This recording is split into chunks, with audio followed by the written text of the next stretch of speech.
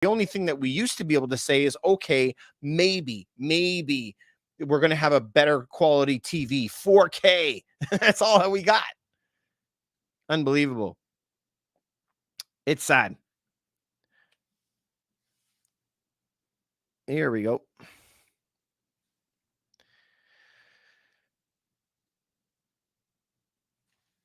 All right, we got it, man. All right, you guys, thank you very much for coming by tonight. My name is David Ruff. I operate out of Toronto, Canada. We're going to be talking about a couple issues today and a couple stories today that should scare you to your very soul, what's happening with the economy, but we don't have to be scared for no reason. If we are prepared for this type of stuff, we can take advantage of this type of stuff as we move into the future. So if we take a look into our first article of the day, we're going to be taking a look at this. This first article is showing that Canadian bank regulators are rejecting pleas to loosen mortgage rules. Now, this is from Bloomberg. You can go look it up. Canadian bank regulators reject pleas to loosen bank rules. For those of you who are not aware, there's always this margin of safety, this extra cushion. So let's just say that you can qualify. This is the rate of the day.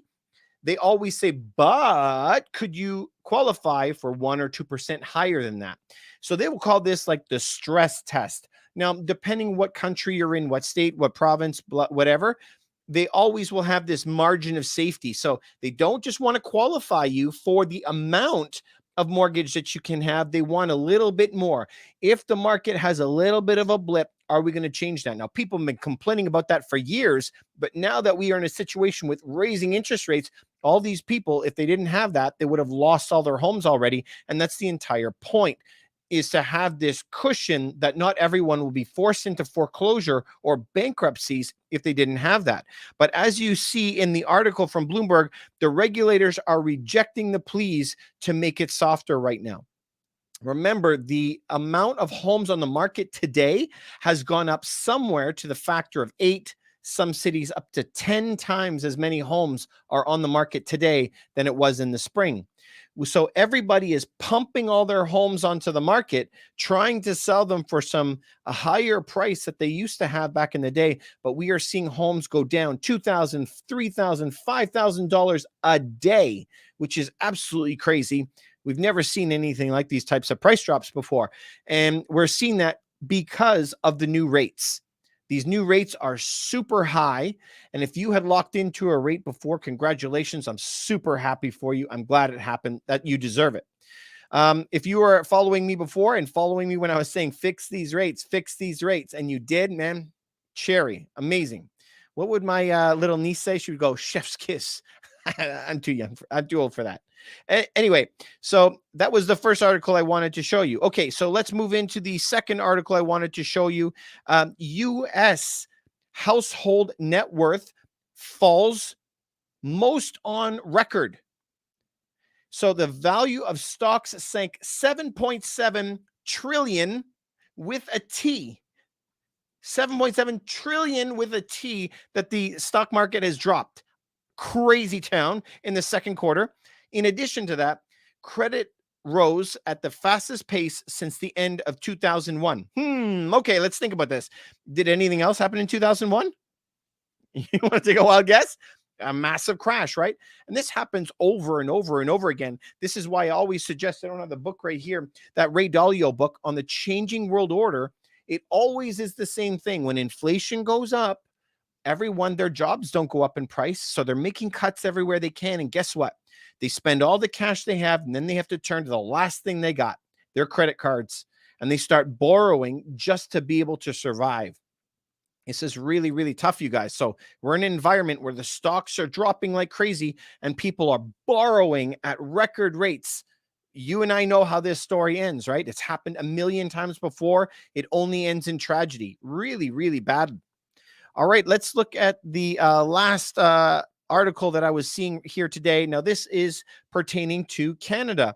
Canada lost 40,000 jobs in August, third monthly decline in a row, which is really, really bad. So if you go and look at that, this came in June and changed in July. Canada's economy lost 40,000 jobs in August, enough to push the jobless rate by a half a percentage point to 5.4%. The economists have not been we're not expecting the economy to do that. They were expecting them to add 10 to 15,000 jobs. Absolutely crazy. Kai, you're saying to me that fix YouTube. I noticed some live videos and you don't end up on YouTube. Oh, I'll check that later. All right, carry on with the article here. So the economists were expecting for 10 to 15,000 more jobs, okay? And then in reality, we lost 40. So what does that tell you, okay? The government of Canada has hundreds of economists working for it. The American government have thousands of economists working for it, and still they have no idea of which way the economy is going. Seriously? A 2-year-old would be able to tell you if the stock market is dropping and crypto is dropping and everything else is dropping and people are losing their jobs everywhere. And the surveys say that 50% of companies have either laid off or are planning to lay off employees. Seriously? What are we even talking about now? How do we not know? Of course we know that this is going to happen. So to me, when they're giving us all of this information, don't worry, we're still creating jobs. I think it's a load of bollocks. I don't believe it for 1 second. And I wonder, like, is there malicious intent in this? I don't know. That kind of sounds conspiracy theorist, right? But I'm saying, like, how can they be that wrong? And in a month-to-month thing, I understand you're guessing, but as they're raising interest rates to the moon, and this has happened for thousands of years, every time they do, inflation takes hold, people can't afford anything, and companies start laying off. This is not like, I don't know, space physics, okay? This is simple math. If inflation goes up and your wage stays the same, people will go under. Businesses will go under. And so I'm shocked that they're like, oh, we had no idea.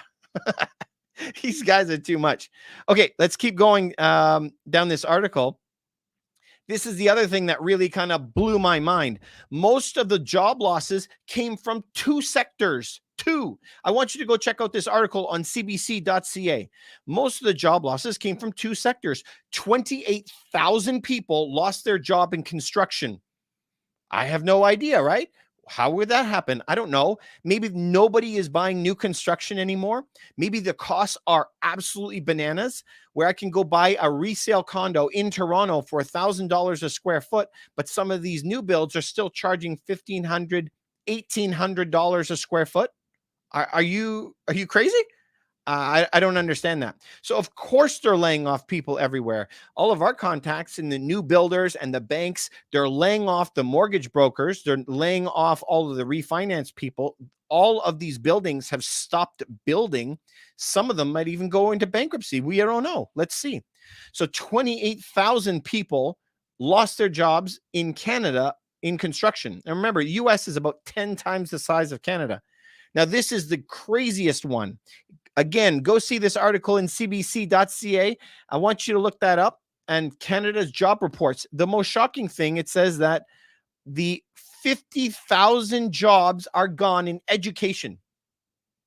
Have you guys seen this in the news at all? Like, I haven't been seeing this. First of all, I didn't even know Canada had 50,000 teachers. Can you imagine 50,000 jobs are gone in education?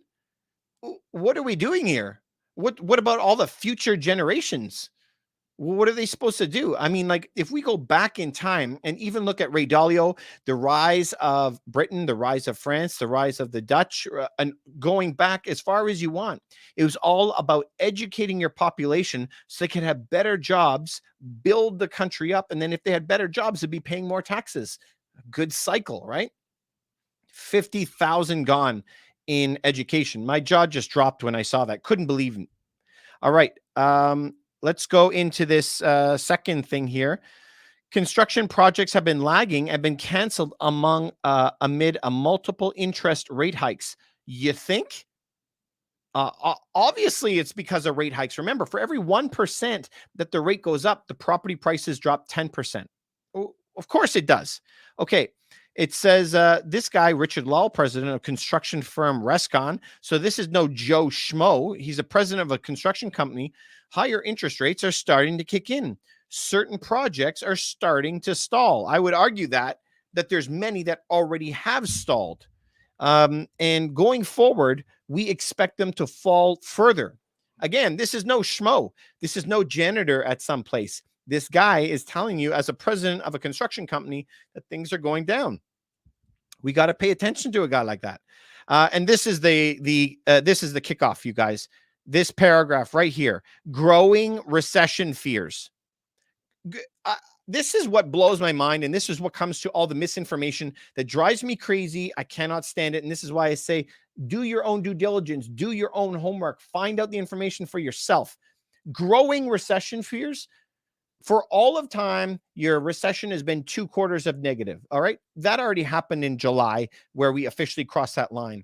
But because of whatever political leaning that they are, left, right, listen, they both do it. Both sides do this. Okay. But they want to redefine what a recession is. Technically, we are in a depression. We've had suppressed growth for years. But, they want to change that definition around. Listen, back in April, we already knew that we were in a recession, right? Everybody who's watching the markets. And I don't know how you can say, when the stock market, we just looked at an article, lost $7 trillion. Some stocks are down 70, 80%. Home prices in Toronto are down 35, 40, 50% in some categories. And we're like, we're not quite sure if there's something bad. Don't worry, we got this under control. 50,000 50,000 teachers out of work, and everyone's getting laid off, and the government is still gaslighting us by telling us, oh, don't worry, it's going to be okay. We're not sure if it's going to cause anything. This is where I'm going to tell you, don't read anything and believe one article. Don't ever do that. So this is what Jim Rogers always says. He always says, read from a multitude of sources. Diversify your real estate holdings, right? Don't just buy them all in one building and that's it. Maybe have different commercial or residential multiplex, maybe some different cities. If you're in stocks, you don't put it in one. You're going to diversify, right? Same thing about the information that you put into your brain, because you are going to be the outcome of what you're reading and who you're surrounding yourself with. That is the main secret here. So what are you going to do is you got to read an article maybe from a left-leaning place and an article from a right-leaning place.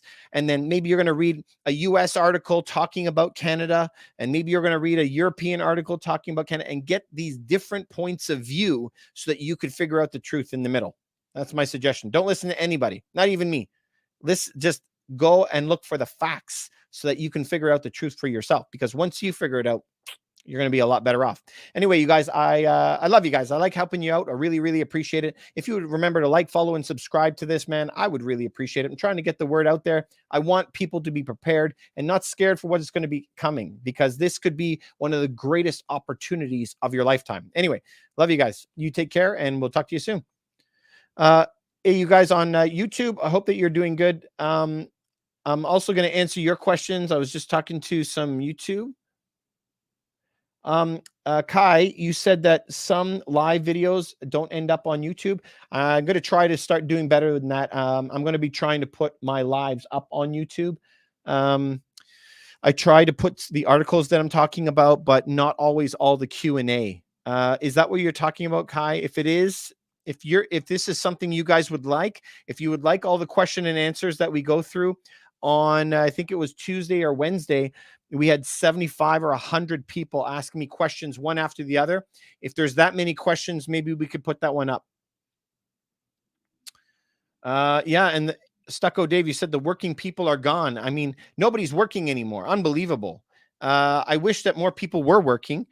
The jobs, though, what we're losing is the bigger jobs that pay more money. Those people are leaving the city, working from home, but the jobs that are available now in Toronto are to be a server in a restaurant. And so it's funny when you look at the country as a whole, the number of jobs that they have that are available, or the way that they count them, they're all low-end service jobs. We need higher paying jobs to be able to pay all the taxes and everything.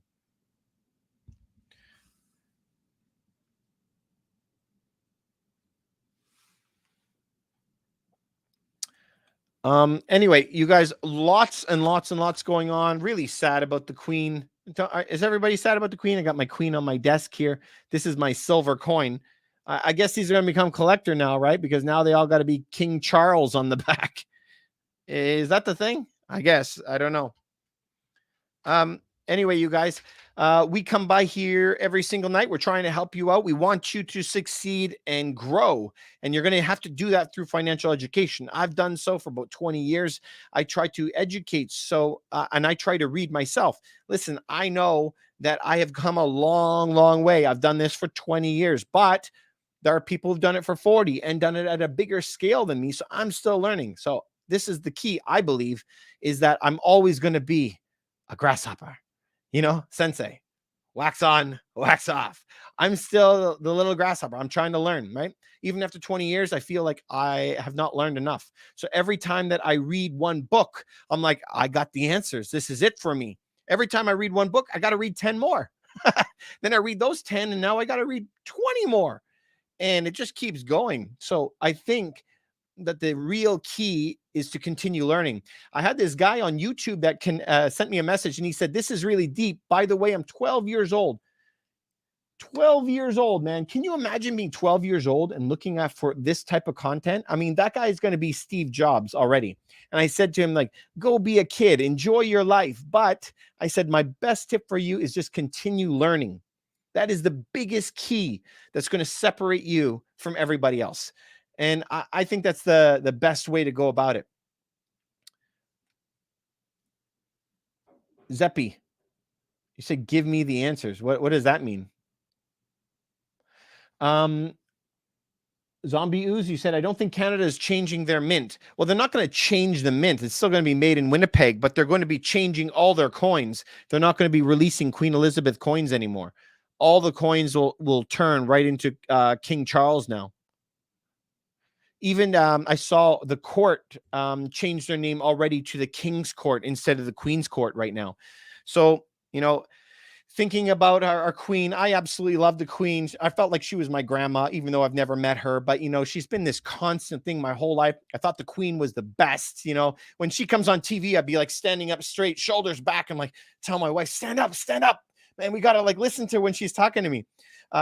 Everything has come. The queen is in my face all the time, my whole life. We've seen her on every piece of money, coin. We've seen her on all our piece of paper money. All of our stamps have it. Our passport says in honor of the queen. Everything has the queen on it. And I just have known that my whole life. So it's kind of a big shock to me. I'm going to miss her a lot. I think she's pretty awesome, but, to each their own. But yeah, we can't print these anymore. Also, did you notice that today, the new people swearing in ceremonies for Canada, the new immigrants coming already are swearing allegiance to King Charles? Who knew? I didn't even know they had to swear allegiance to the Queen. I didn't know that. One funny thing that I heard the other day kind of struck me. They were doing the survey around Canada.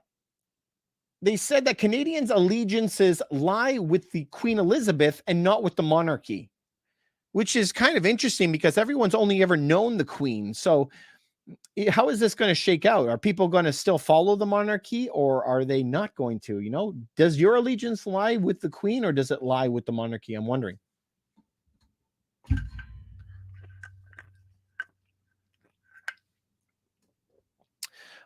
So anyone who's on here, you guys probably got your letters. You probably got your letters already from the bank saying that your interest rates are going to the moon, right? So if your interest rates are going to go to the moon, you're going to be probably in some big trouble. This is the shocking stuff that nobody is getting right now. When a new buyer comes to us and is trying to buy a home, we tell him you got to go talk to a mortgage agent first. Because if he hasn't done that, he's going to be shocked. His mind will be blown that he cannot get a mortgage anymore. They're not qualifying hardly anybody, and it's taking forever. Instead of taking 2 weeks, it could take 2 months for you to get approved for a property. So that is changing massively. In addition, everyone that is a first-time buyer is kind of hearing in the news that the home prices are going down. They're like, yes, I can get a deal. But guess what happens? They can't get a deal. Their payments are higher. Remember, you do not buy a home, you're buying a payment. and you probably can't afford your payment because the payments have gone way up, even though the price has gone down. Isn't that crazy? It's absolutely crazy. So what do you got to be doing? You got to be standing on the sidelines and waiting for something amazing to happen, and something amazing is going to happen. It's going to be the best deals of your life. I think that the stocks are going to continue to be dropping right now and start being able to be buying something that is really, really awesome.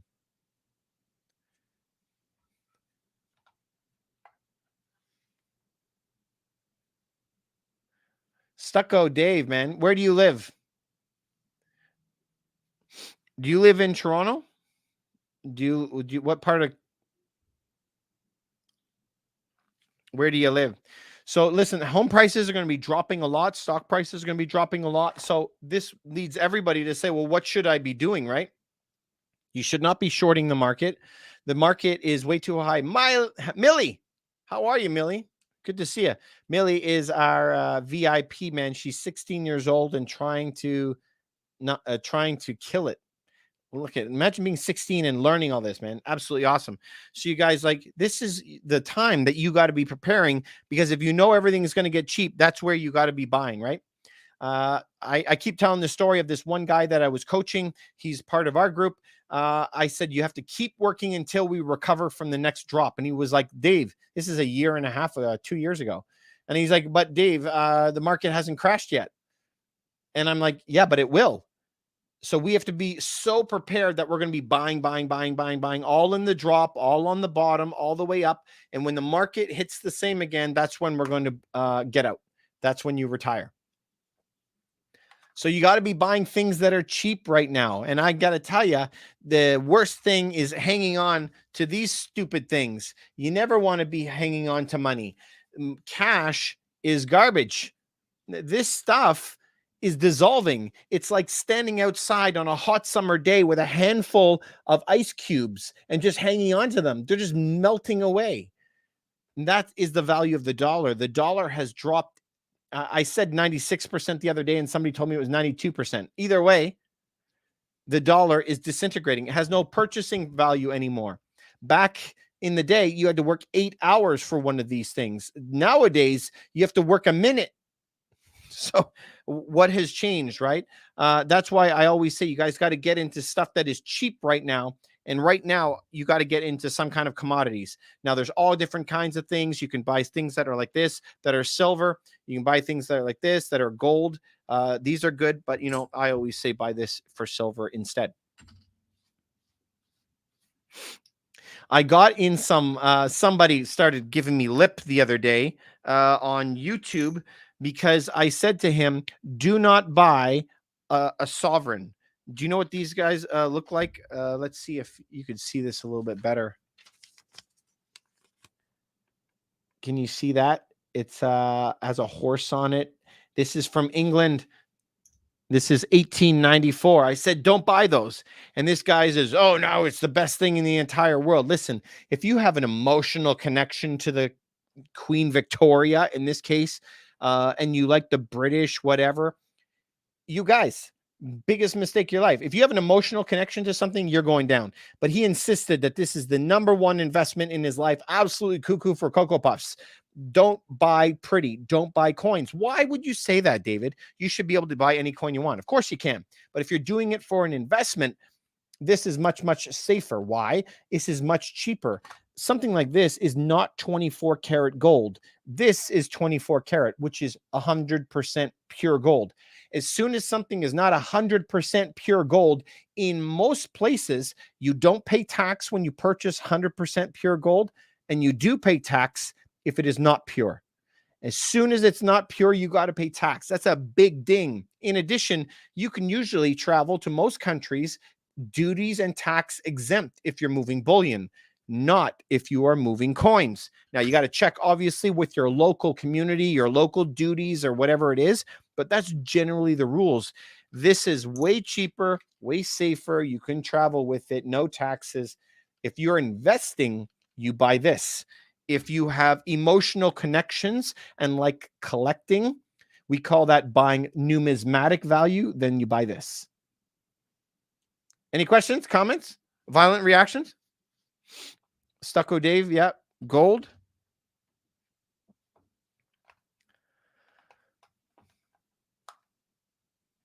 Hey, Dave, do you do stucco, or is that your last name?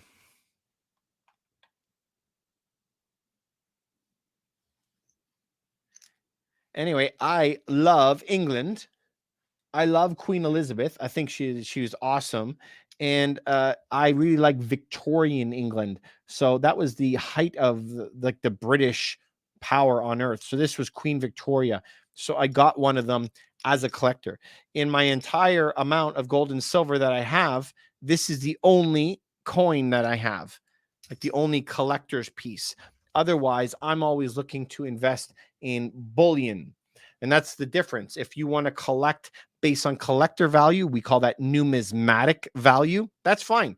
Or you can buy something like this. This is bullion value. Mr. Incognito, you said King Charles is the man. Cool.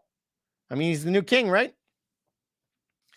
I don't know. It's going to take me a hot minute to figure out that King Charles thing. I still think of him as, Prince of Wales or whatever. This is going to take me some time. All right, you guys. Well, so I'm going to be on here a little bit more, but what have you done this week? What have you accomplished? So we have weekly goals every single weekend. I sit down with my wife, and every single day we go on a meeting. When we walk down the street, I got a really bad back, so I got to take a walk every now and then. We go for a walk on the waterfront, and that's our business meeting where we're figuring out all of our taxes, strategies, emails, all the things that we have to catch up on. And we do that every single day. Do you guys do that every day? Tony, you're asking me the forecast of the Bank of Canada rate. So they said they were not going to stop until they hit 2%. So I don't think there's ever going to be a 0.25% in this cycle. I expect it to be 50% at least, 50 points. That's what I think.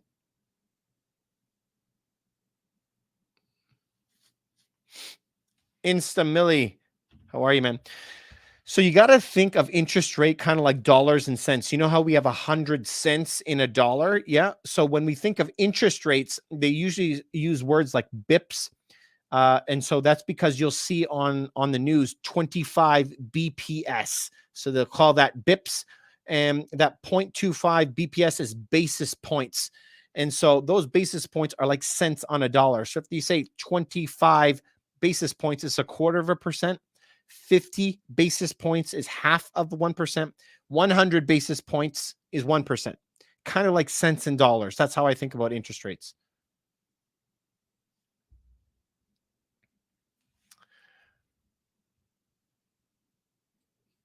Kai, you said we have to accept that we're Canadian, accept that we have a king? Yeah, I know that. I accept it. Tony, yeah, man. 0.5%. I can't see it being less than 0.5%. I wouldn't be surprised if it's 0.75% again. Though jobs are crumbling and everything is crumbling, they've laid out their priorities, right? Crushing inflation is their number one priority. Go for a walk every day for 30 minutes at least. We try to, yeah. We generally are doing about 45 to an hour. That is our lunch hour. We usually eat on the go. We don't ever sit down and eat. We're usually eating on the go, but for that 1 hour walk or 45-minute walk is our strategy meeting where we're meeting together and talking about the businesses. RZ, did you have a record sales year in 2021? We did well, but I don't know if it was a record. It probably was. Here's the thing. We've been doing this for a long, long time, and every single year we get better. So I guess it probably was a record year. But RZ as well, we don't have just one company. Alexis and I, we have 4 different companies that we run, and we also do a lot of consulting and a lot of advisory. So we have a lot of different channels, that funnel back. So it really depends which thing that you're talking about. So I am a real estate broker. I operate a team all over the Greater Toronto area, but we also advise and consult people in Europe, in Australia, all over North America on how to springboard themselves forward. Diversity. Yeah, you need to, right? I started this many years ago where they said that the average millionaire has like 7 streams of income. So I'm like, well, why don't we have 7? In fact, why don't we have a dozen? Why don't we have more? So that's what you always need to be working on, is having all these different streams of income. Same thing when you get into real estate. Are you just going to be a schlep that just sells real estate or just buys real estate? No, you can rent real estate. You can get referrals from it. Then you can buy stuff yourself. You can also buy and sell as a realtor. You can invest in real estate. You can also put solar panels on it, and crypto miners and antennas and advertising, and all of this is like vertical integration on how many streams of income you can get just in real estate. If you are diligent about it, you in real estate could have easily 20 different streams of income. Easily.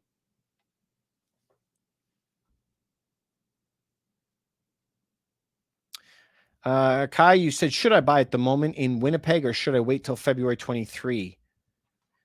No, you should not be buying at the moment. Absolutely not. Are you saying February 23? Because I told you February 23 on one of my lives before. I think so. Yeah, I think that February 23 is when we'll start to see some really fun stuff happening. But there's a lot of time between now and then. You know, that's the latest I think that we're going to see some fireworks. It's very, very possible that we're going to see fireworks way before February. I think so. Yeah, that is the latest I think it was going to be happening in February 2020. But why do I say February 2020? This month in September and October, remember the Northern Hemisphere makes most of the food for the world. And we're going to find out all of the harvest for the Northern Hemisphere at the last half of September and October when all the crops come off the field. This is not going to be like we're a big guess, guys. All of Europe is in trouble. Obviously, they didn't do anything in Ukraine. They're not doing anything in Russia. There's now a dozen or 20 different countries that are banning the export of all food. There's a lot of countries banning the export of fertilizer. We know the problems in Holland. We know the problems in Canada. There's a lot of problems in the States with all of their droughts that are happening. Europe's worst drought in 500 years. China has 66 rivers that dried up. All of the southwest of the states have no water. What do you think is going to happen to the food? The food is going to be a big issue. And so you've already seen that food is in shortage. How do you know that? Because the prices are going to the moon, right? That's why you know there's a shortage. If there was a lot of something, it would be a low price. So that is the main issue that's going to be happening right away in the fall. That could kick us over into crisis mode. But in addition, all of these retailers are hoping that the big holidays, right? Halloween is the number one spending holiday of the year, and Christmas. It inverted a few years ago. So they're waiting for those 2 holidays to save their year. And I mean, that's a lot of hopium that's out there, right? That drug of hope. They're just hoping that there's going to be a lot of people spending. But listen, inflation has hurt people so bad. We've seen savings rates drop. We've seen credit card usage going to the moon. People don't have the cash to buy that many gifts this year. So there's no way that's going to recover. And we're going to find that out in late January, early February. That's when we're going to see the real trouble. So I think that's going to be the latest that we see something. But just this food issue that we're going to have this fall, we're going to find out about that. So what do you do? What do you do if there is a food issue? Because the food issue will fix itself. Okay, we will have food one day, but there could be shortages in that problem. A lot of the countries like Europe and Canada and Australia, and especially think of countries around Africa, Egypt, India, Sri Lanka, like all the Venezuela, these guys, Lebanon, they import their food, but there's no one has anything to import to them. The unfortunate part is that this is going to kill many people. Starvation is going to wipe out a lot of people. And my heart breaks just thinking about that. So, this is where you can give generously to some kind of charity, whatever one that you feel good at. There's local food banks and there's charities that are delivering food overseas, but there's going to be a lot of people that are going to be going hungry. And it's scary that that's going to be happening, right? But what do you do for yourself? And this is where I always suggest that you have to be getting something that you like and always having a good stockpile. So I've always done this. I've always had a good stockpile, but because I used to go up and get our own food, we used to do hunting, fishing, collecting our berries, making our own honey, planting gardens. We used to do all that. So we would have a lot of stuff already saved up. I've kind of been that way a lot in my life, but obviously I stepped it up a little bit now. So what we do is we don't buy anything extra. The number one thing you can do is start to buy extra clothes and diapers and products and soaps and everything that you can get a bunch of that if you want. Cans are good for a couple years. And so you can stockpile on some of those. Every time you go out, buy a few more and stockpile on that, right? But then comes that whole argument, well, cans are only good for 2 years and stuff in the freezer is only good for 2 years. So what do I do if it's more than 2 years? Listen, I doubt that it's going to be any problem that's that long. What we can be sure about is prices will continue to go up because they keep printing more money and inflation is going to continue up. We're probably going to have several years of bad inflation. So if prices are going to go up and you can buy at a low price today and not pay a high price tomorrow, everything you buy today is savings. So if you buy some food that you're going to need over the next 2 years to fill your freezer with meat, for example, and just have that stockpile, what lasts longer than 2 years? And that's where you can get into buying something like this, some type of gold or silver. If you have this, remember, you can always trade it in for food at the time that you need. Now, this lasts forever. Robert Kiyosaki calls this God's money because it was on Earth a million years before you ever existed, and it's still going to be on Earth a million years after you leave. This stuff is amazing, right? So this is why we always suggest that you do buy some gold and silver. What does most financial advisors say? I'm no financial advisor. They usually say you should have about 10% of your net worth in that. Don't think of it in dollars amount. Think of it in a percentage amount. And most people think that this. We had one guy on YouTube laughing, goes, it's only valuable because it's a rare earth metal. I'm like, yeah, you just said it. It's a rare metal. So that's my point. If this is super rare by his own admission, he's stating that you should keep in dollars, which I can print as many as I want as a government. So why would you save something that I can print in 2 seconds when this stuff is limited? So you shouldn't be saving in dollars, but you got to use dollars, right, in your businesses. But this type of stuff lasts forever. I think it's a great idea for everybody to have a little bit of it and keep it. Now, what perplexes a lot of people is the whole selling portion. How do you sell that? And like I always say, this is one of the easiest things to sell.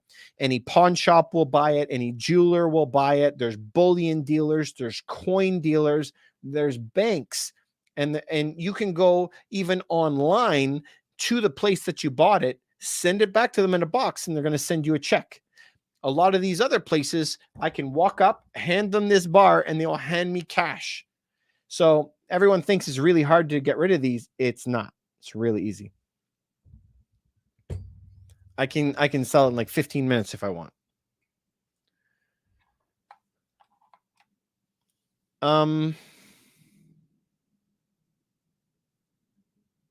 Kai, yeah.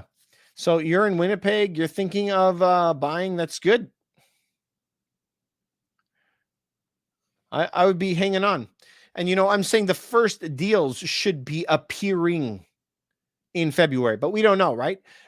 Real estate is a sticky category. We always call them sticky categories in that it takes time for it to react. Remember, how long does it take for Bitcoin markets to react? Half a second, because they trade 24 hours a day. It's the most liquid market there is. If you look at stocks, they're only open like 40 hours a week. So that's a lot less. Stocks take a little bit more time to be volatile. What about houses, though? This is one of the least liquid things that you could sell really fast. If you go look online, a lot of the homes have been on the market for 30 days, 60 days, et cetera, et cetera. Long time. So if they're on the market for a long time, they can't fluctuate as fast. Although we are seeing one of the greatest price collapses that I've seen in my entire career. It hasn't collapsed in Toronto since 1991, but this is still the least liquid market. A lot of stocks have lost 80%. These houses here have lost 25, 30%. Depends on the home, obviously. Hey, you guys on YouTube, if you guys have any questions either, leave a comment below and I'll try to get to you if I can. Thank you guys for liking this and clicking the hearts. It makes me feel good. And it also helps out the algorithm, helps us get our word out to more people. Please, everybody, please follow me on Rough Team Realty on my YouTube channel. Would really appreciate it. I do a lot of demonstrations on the TV and we walk through things step by step. I think you should go watch there. The most popular one, and I think in the past couple of weeks, has been the one on revenue streams, how you can get 20 streams of income out of one rental property. A dude guy, how are you, buddy? Thanks very much for coming by. You're saying thanks, but I don't know what for. But thank you anyway. On YouTube, you guys, if you have anything, you can let me know as well. So, a dude guy, what are you interested in? What are you buying these days? Let's dissect it. This is a Friday night. So I know that you want to sit back, crack a beer, watch some TV, Netflix, I don't know. It's time to relax, but I want you to be ready. Now, Sunday, I got to watch F1, okay? F1, I really like F1. F1's the ball. I just absolutely love it. So I'm watching it on Sunday morning, but Sunday afternoon and Sunday evening is my battle plan for the week. So when you wake up Monday morning, you know exactly what you're doing. But we have a whole bunch of stuff that we're going to be doing over the weekend. I'll try to come visit you guys if you need anything. Hey, Millie, thank you very much for the likes and get me more likes. It really helps out the algorithm. Getting these things really helps. Thank you so much. Manny, how are you, buddy? Good to see you. Are you telling me nice because of my F1? I love it. Hey, dude, you're saying that Bitcoin and land. All right, you guys. So you know that I love my Bitcoin. Absolutely love it. Always invest in Bitcoin. I absolutely love it. Also, I like Ethereum. Everyone always asks me, David, like, fine, you like it, but what else? Okay, so I always say you should have 50% and 50%, like split it down the middle. I don't know which one's going to be the king. So just put a little bit in it every month. I don't care what it is. If you want to put $10 a month into it, that's fine. Just put a little bit into it all the time. Consistency. I've been buying since 2013. So it's been a long time for me. I want you to try to get some of that. And how much of your portfolio? A little bit. Just a taste, like The Godfather. I just need a little taste. You just need a little bit of it. 1%, 2%, that's it. Manny, yeah, man, I've been on every day. I've been trying, but do you know what's really, really weird, you guys? A year ago, I put a couple hundred videos on TikTok and I got 10,000 followers. Now I've put like 500 more and I've only gotten 500 more followers. So the algorithm doesn't like me, or there's a lot more people this year. I don't know. Honestly, I feel that what I've done, I've paid hundreds of thousands of dollars for my education and I give it away for free. So I don't understand how I'm not like having like 1 million people a day on. I don't get it. But thank you. Yeah, I've been on a lot. Manny, you just bought bars from Kitco? Yeah, nice. Did you use my link in my YouTube video? If you could use my link in my YouTube videos, I would really appreciate it. They give me like $5 or something, but it kind of helps keep the channel alive. So if you do appreciate it, if you appreciate the work I do, try to hit my link. But yeah, I'm glad you bought some bricks. You're only the second person I've ever run into in my entire life that has done it. Oh, you did. Freaking love you, Manny. Thank you, man. It helps me out. Plus they send me a thank you email. Thank you. So yeah, is this what you bought, Manny? 1 ounce Royal Canadian Mint bar? Is this what you bought? 1 ounce Royal Canadian Mint? I want to know exactly what kind. Oh, Manny, you the bomb. You bought exactly the right thing. I love it. Nice. This is what you got to get. 1 ouncers. Do not buy coins. It's a waste. All right, Manny. One more question, and then I get to talk to you Dude guy. Manny, do you have silver? Silver is the next thing you got to get. You got to have like a split, 50-50 kind of thing, gold and silver. So silver is the next thing you got to get. If you're going to get more silver, right? I have a couple rules about silver. I have both here just for demonstration purposes, but when you go to buy silver, if you're only buying a smaller amount, and by small amount, I mean under $3,000 Canadian, you got to be buying like a round, okay? Any round you want, around the cheapest price that you can get.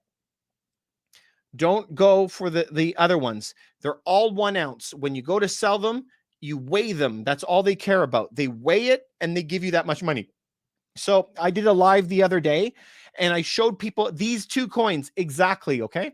And I said, let's just do it live and just see what happens. When I went on live, the actual company would give me $25 each for these, for both. $25 each. That's what they want me to sell it to them for. Okay, so I said, what will you sell it to me for? What can I buy it for? They said, well, this is $30. This is $35. So wait, they want a $10 difference. They want me to pay $35, but they're only going to give me $25 for this. This one, I pay $30 and they'd give me $25. Why would I pay the extra money? It means no difference whatsoever. So buy the cheapest 1 ounce round that you can buy. We're not here to buy things for pretty. We're buying bullion, buying weight. Awesome, Manny, man. I love to be on the journey with you, man. Amazing. I would start off just by getting these 1 ounce, whatever 1 ounce you want. Awesome, dude, man. That's amazing. He says, once he gets paid more, you're going to buy some silver. Remember, you should have it, but how much of your net worth in it? So if you have $10,000 of savings in your life, put 1,000 kind of into that. If you have $1,000 in savings, you could go buy 3 coins, 3 of these. Okay. These are $30, something like that. The price goes up and down every day, but you could start off with one of these, $30. I got my first one when I was 4 years old. I still have it. I don't have it here to show you, but it has a moose on it. Dude guy, you said it's going to uncouple and street value will go up. Of course. I love it. I hope that the price keeps going down. I get excited about it. So when I drive by and I see a Big Mac on sale at McDonald's and I like Big Macs or something and I buy one. Okay, well, the next day, if I see a special on Big Macs and it says, oh, now you can have 2 for the same price. I'm not mad. I just buy 2 that day. I buy more of it. Listen, like I know what the value of it is in the long run. This doesn't have value because it's pretty. It has value because you use it in all electronics. The value is because it's highly conductive for electricity. That's the value. So if you get something like this, you're going to do a lot better, right? Mike, you said, yeah, flexing cash. I ain't flexing cash. This is the only cash I got. $1. You guys know this one. This is the 1928 bill. So 1928 bill, where does it say it? On this side. Can you see right here? 1928. This is a long time ago, man. It's almost 100 years ago. But as you remember, it says silver certificate. Let me just flip this, you guys. Silver certificate. $1 silver. You see, payable on the... I can't read it. Payable to the bearer on demand. Meaning I can walk into a bank anytime I want and hand it in, right? And they'd had to give me an ounce of silver. But it's not that way anymore. A subscriber got back to me and said, well, this is a star note. It's worth extra money. And so I was all excited. I'm like, oh, how much more money is it? And it says, well, it's worth $2 to $3 if it's in super good condition. This thing has been matted up in someone's pocket for 100 years. It's so like loosey-goosey. It's not worth anything. That's why I said it's worth like $1.25 or something. So this, Mike, you're talking about cash. Remember, I try to get rid of cash. As soon as I make cash, I got to put it in something, some kind of an asset. What is an asset? And you could start really small. Like if you go to the store and buy a can of beans, I would rather have 100 cans of beans than $100 bill. You know what I mean? I put it into stuff because I know the stuff is going up in money and the dollar is going down in value. So the key is just to get it out of cash. Millie, no, like Millie, look at her. 16 years old and says value over looks. Couldn't have said it better, Millie. Awesome. Absolutely awesome. Value over looks. So when it comes to metal, we're looking for weight. I don't care if it's double stampy. Okay. I don't care if it's extra shiny. I don't care. I just want the most metal. Remember, I'm not a collector. I'm a bullion investor. I'm buying metal. Right?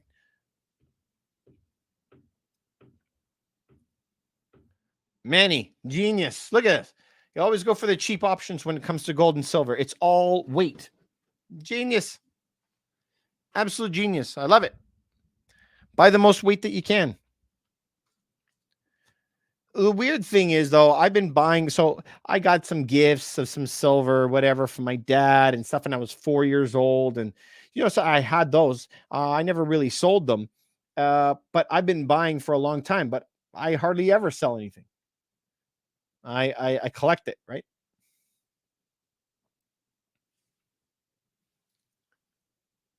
Oh, Millie, you're a guy. Sorry, bro. I didn't know. Insta Millie Kicks. So, Millie, do you have an Instagram or something like that I can follow you on? I'm guessing because it says Insta. And do you do shoes? If you do, I'd follow you, Anyway, so you couldn't have said it any better. Value over looks. That's right. And I also would add in that we want to be buying books. Listen, guys, I'm really happy. Millie, you said you've learned a lot. A lot of you guys have said that you've learned a lot by being on here. Great, man. That's what I'm here for. Thanks so much for coming on. Hey, guys, if you have any questions on YouTube, please put them below. I'm watching for your questions as well as they come up. But instantly, you didn't answer me. Do you have an Instagram or something that I can follow you back on? Anyway, so is it Insta Millie Kicks, the same name for me to follow you on? Yeah. Okay. I'll go check you out. So you guys read books. This is the thing. I am like self-deprecating almost. Like I'm saying, don't listen to me. Don't listen to anything I say. And like, that's my best advice to you. You got to find out the news for yourself. Got to figure it out for yourself. There's so many like fakes out there, so many false prophets. Everyone says, all you have to do is this. As soon as I hear anybody say, all you have to do is, I cancel them. I don't even hear anything else that comes out of their ears. And that's why I say I always diversify, right? I'm always splitting between all of these crazies that say only do one thing. All you have to do is put it all in Bitcoin. Bet your house on this. I ain't doing that. So, have you guys seen the gold and silver ratio? Have you ever looked that up before on a chart? Can you guys, anybody just tell me yes that you've seen it, no that you have not seen it, anything like that? Let me know if you have. Just say yes or no underneath. The gold and silver, okay, Ottawa resident. Hey, you're back. This chart is how you decide if you're going to buy gold or silver. Okay. This is the only chart that you look for. All right, I'm going to show you. Hang on a second. I just need to pop this on. I'm going to move the screen so you guys. It's going to be a lot of. I'm going to try and find it for you. This is going to be how you decide if you're going to buy gold or silver. How do you decide? And this is a question that I get all the time. How are you supposed to decide gold or silver? There's only a certain time that you buy gold and there's a certain time that you buy silver. Okay. Let's do it. StreamYard. Oh, here we go. All right, nice.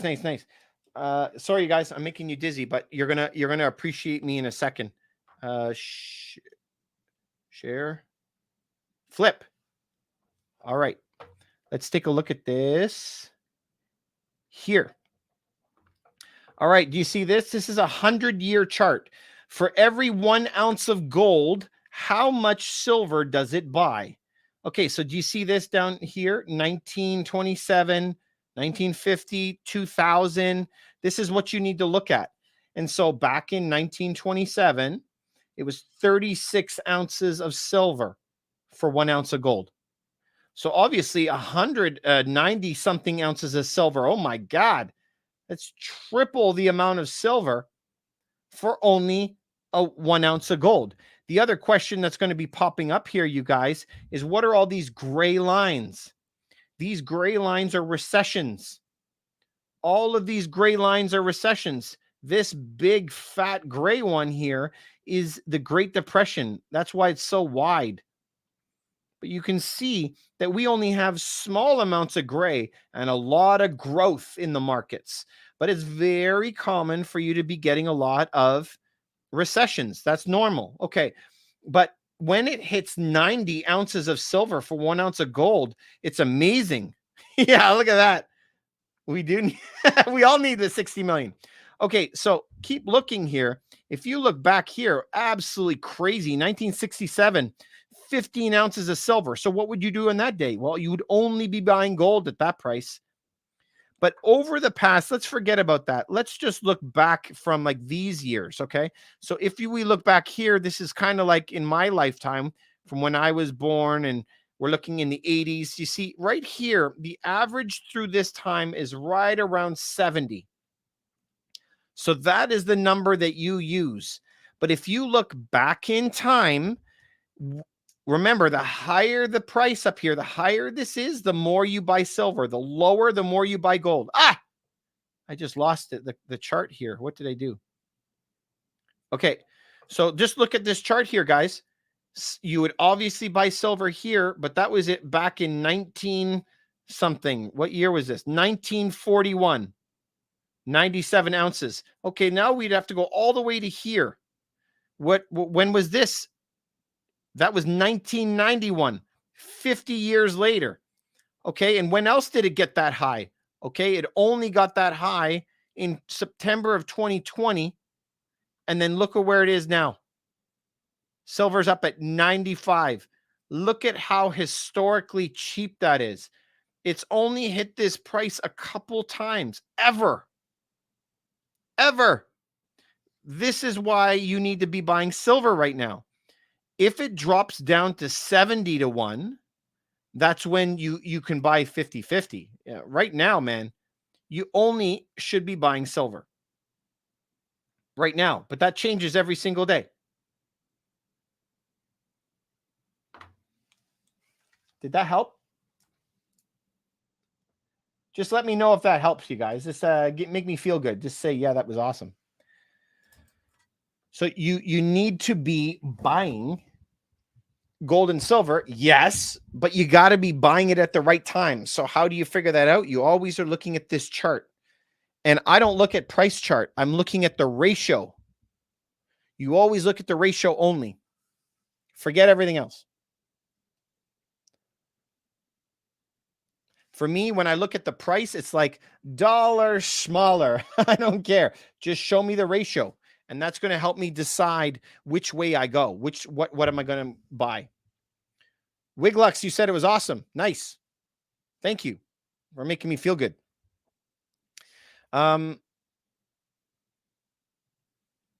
So, hey, you guys, if you appreciate any of this stuff, please remember to follow me over on YouTube, Rough Team Realty, exact same name. It would really help me out. YouTube, if you guys have any questions, now that you're watching, you can leave some messages just to the side. If you like this type of stuff, you can let me know. Let me know and put some questions there, and I'm happy to watch them too. Manny, you said, why is spot price and physical bar cost different? Oh, that's pretty easy answer. Do you want to know, Manny? I'll tell you. When you go to the store, is it cheaper to buy frozen hamburger or is it cheaper to buy a cooked hamburger at the restaurant? That's how gold is. When you look at the spot price, that's base price, grocery store frozen hamburger. If you want it made into a hamburger, more money. If you want it made into a nice coin, more money. It's the premium is what they call it. It's also called the manufacturing cost. That's what it is. So the difference between spot price and actual price for you to get it in your hand, think of it like frozen hamburger, full-blown hamburger that's already made for me. Two different prices, right? For the same product. At the end of the day, you're buying 1 ounce. So, and then you can figure out what the price is, because if you want 1 ounce of metal made into a 1 ounce coin, or the 1 ounce price for a brick, it's different prices. Why would it be different prices? To buy 1 ounce like this is $31 or $35 per coin. But now if you look at something like this, that's 100, the price now might be $27. Why is the price $35 per ounce and only $27 per ounce? It's because it's way less manufacturing time, way less work.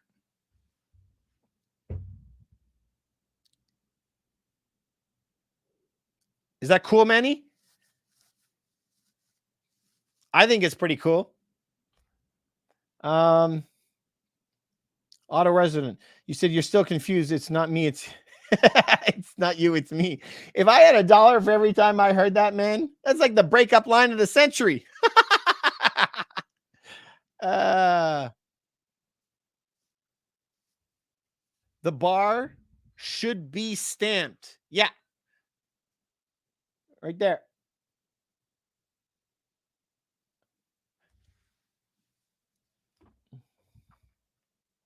Oh, Luke, that's amazing. Absolutely.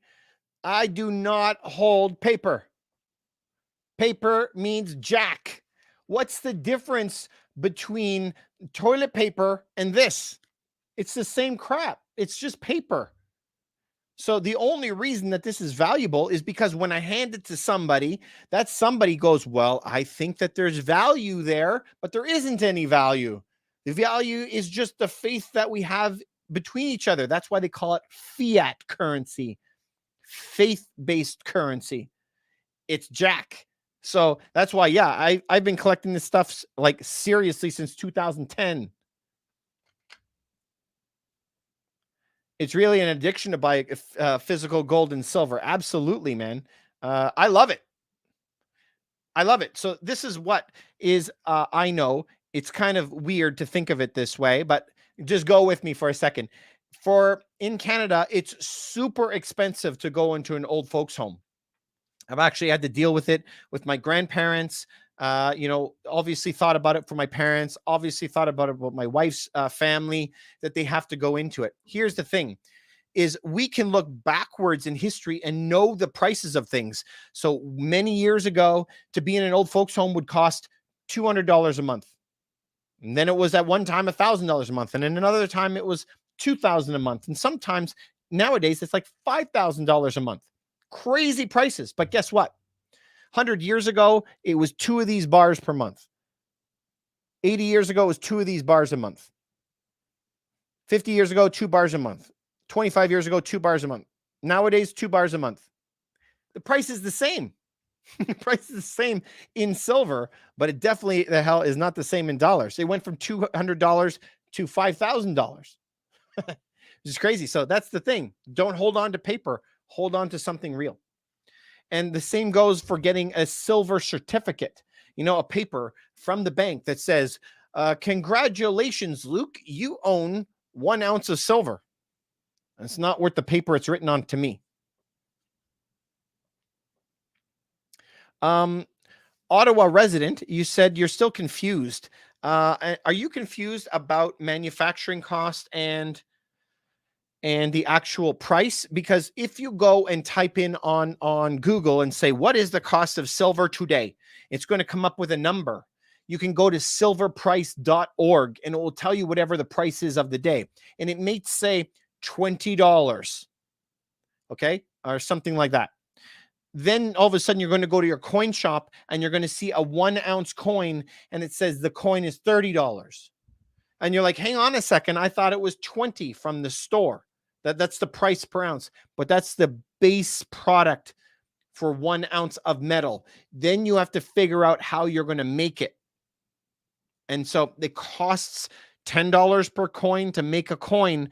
But if you want to pay to get it into a bar, this is way easier for them just to pour the metal into one ingot. If they do it this way, all of a sudden the price can come down because it's way less labor. Remember, there's a bunch of dudes sitting in a boiling hot smelter room and this temperature's 1,000 degrees and they're pouring this metal and stamping this stuff. Like, it's a lot of labor. It's a lot more work to do these little things than to do these things. So we got to pay for that extra manufacturing cost. I hope that helps.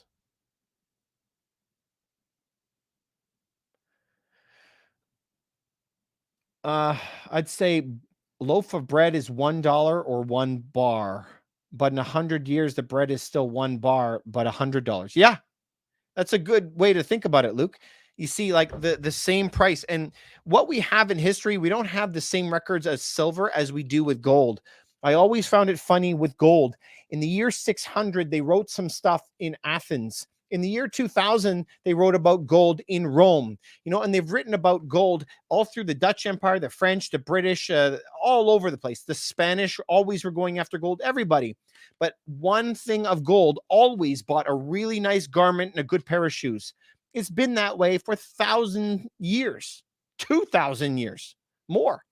So this has always bought one nice outfit from like a designer of the day. I don't know. Were there nice designers in Jesus' time? I don't know. But I'm saying this always had its same purchasing value. But if you look at something like gold, silver, we don't have as many records. Gold always retains its value, whereas paper dollars always deteriorate. That's the same with every reserve currency and every country that has ever been. We were having this discussion on YouTube with somebody who was arguing with us.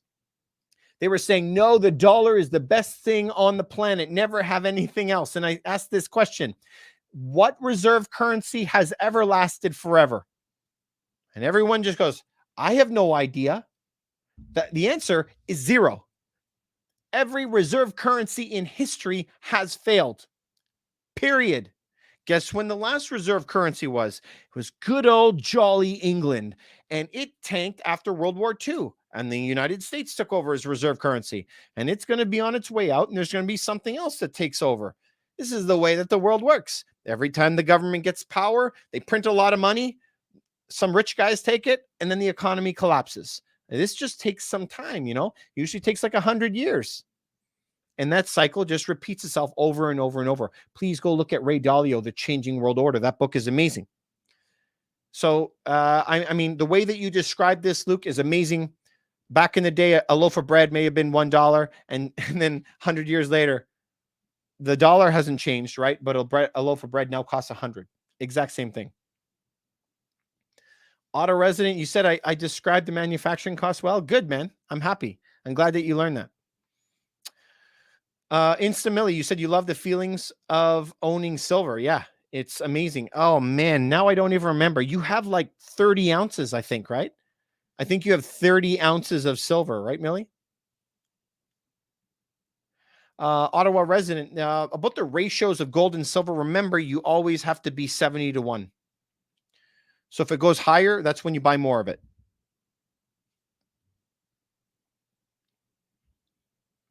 So if it's like today, it's 95 ounces, 95 of these for every one of these. That's a great deal. That means silver is vastly underpriced. Buy more silver. I just dropped it. It's a good thing that it's metal. It doesn't break, right? So always use that 70-1. Then you go If it goes higher, you only buy silver. If it goes below, then you only buy gold.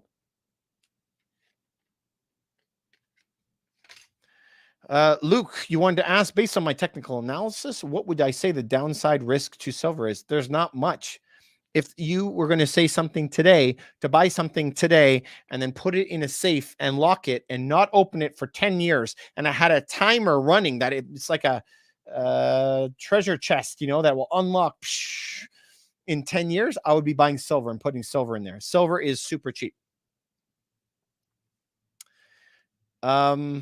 Manny, you're asking about palladium. No, I don't touch palladium, man. Palladium, a lot of it comes from Russia. They use it in catalytic converters in cars. It's just I think cars are on their way out. Russia being involved in it is just too much. And palladium is a more rather new metal. This thing has been money for 5,000 years. So I don't touch it. This is the exact same advice that I always give everybody: buy a bit of gold and silver and buy Bitcoin and Ethereum. So buy Bitcoin and Ethereum, gold and silver. I stick to the top two, the ones that are trusted. I am going to make money with those big things. And I have a feeling and a life view that thou shalt not gamble. And I don't want to gamble. So that's why I buy gold and silver, because you always win with that. Everything else is kind of a bit of a gamble. Thanks, you guys, for always following me and asking me good questions. I always ask you guys, just please remember to follow me on YouTube. I really appreciate it. I operate all around the Greater Toronto area as a real estate broker. We have an entire team around Ontario that does that, but we also advise and consult people for all of their home purchases, investment purposes, all over North America and in Europe and Australia. So if you're in that zone, you can let me know.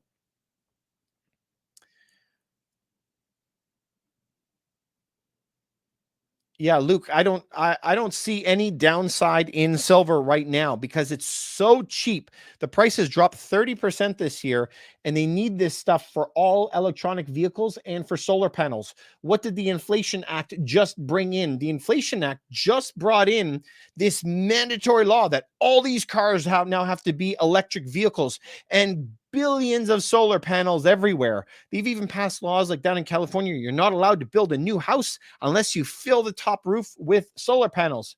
Woo! That's crazy. So what downside is there to it? I think that the use is going to go bananas. In addition, we are burning through more silver than we actually mine. I don't remember the numbers off the top of my head, but imagine that we make like 500,000 ounces per year that we can dig out of the ground, but we're using 1 million ounces a year in solar panels and cars. If you're using twice as much metal that we actually can make, what's going to happen to the price? It's got to go up. So I like it. Silver is one of my favorite things this year. It's amazing. For sure, the second half of the year.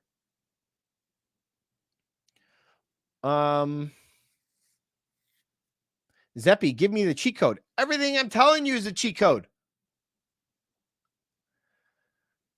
Buy gold and silver, buy Bitcoin, Ethereum, have an opportunity fund, an emergency fund, and a real estate fund, and start filling them up. Also be stockpiling a lot of the stuff that you use every single day. There's going to be a lot of shortages coming up. So buy the clothes that you need, the food that you need. Do whatever you can. Have solar panels if you have. I have family members that have solar panels. They also have gardens in their backyard. We can a lot of this stuff. And my family goes and gets our own maple syrup. We have our beehives. We grow food. We go fishing, catch our own fish. Like, you got to kind of do a little bit of everything. Manny, you're saying China. What about China? China's in serious doo-doo. China's is in trouble, man. Their entire economy is collapsing. The entire credit market is collapsing. Their housing market is collapsing, and that is the mega problem that's over there. And the worst thing is their population is absolutely in decline. They had 40 years of a one-child policy. What do you think that's going to do? Less kids and not enough kids to replace the older people. Remember, like, each couple has to have at least 2 kids to replace them.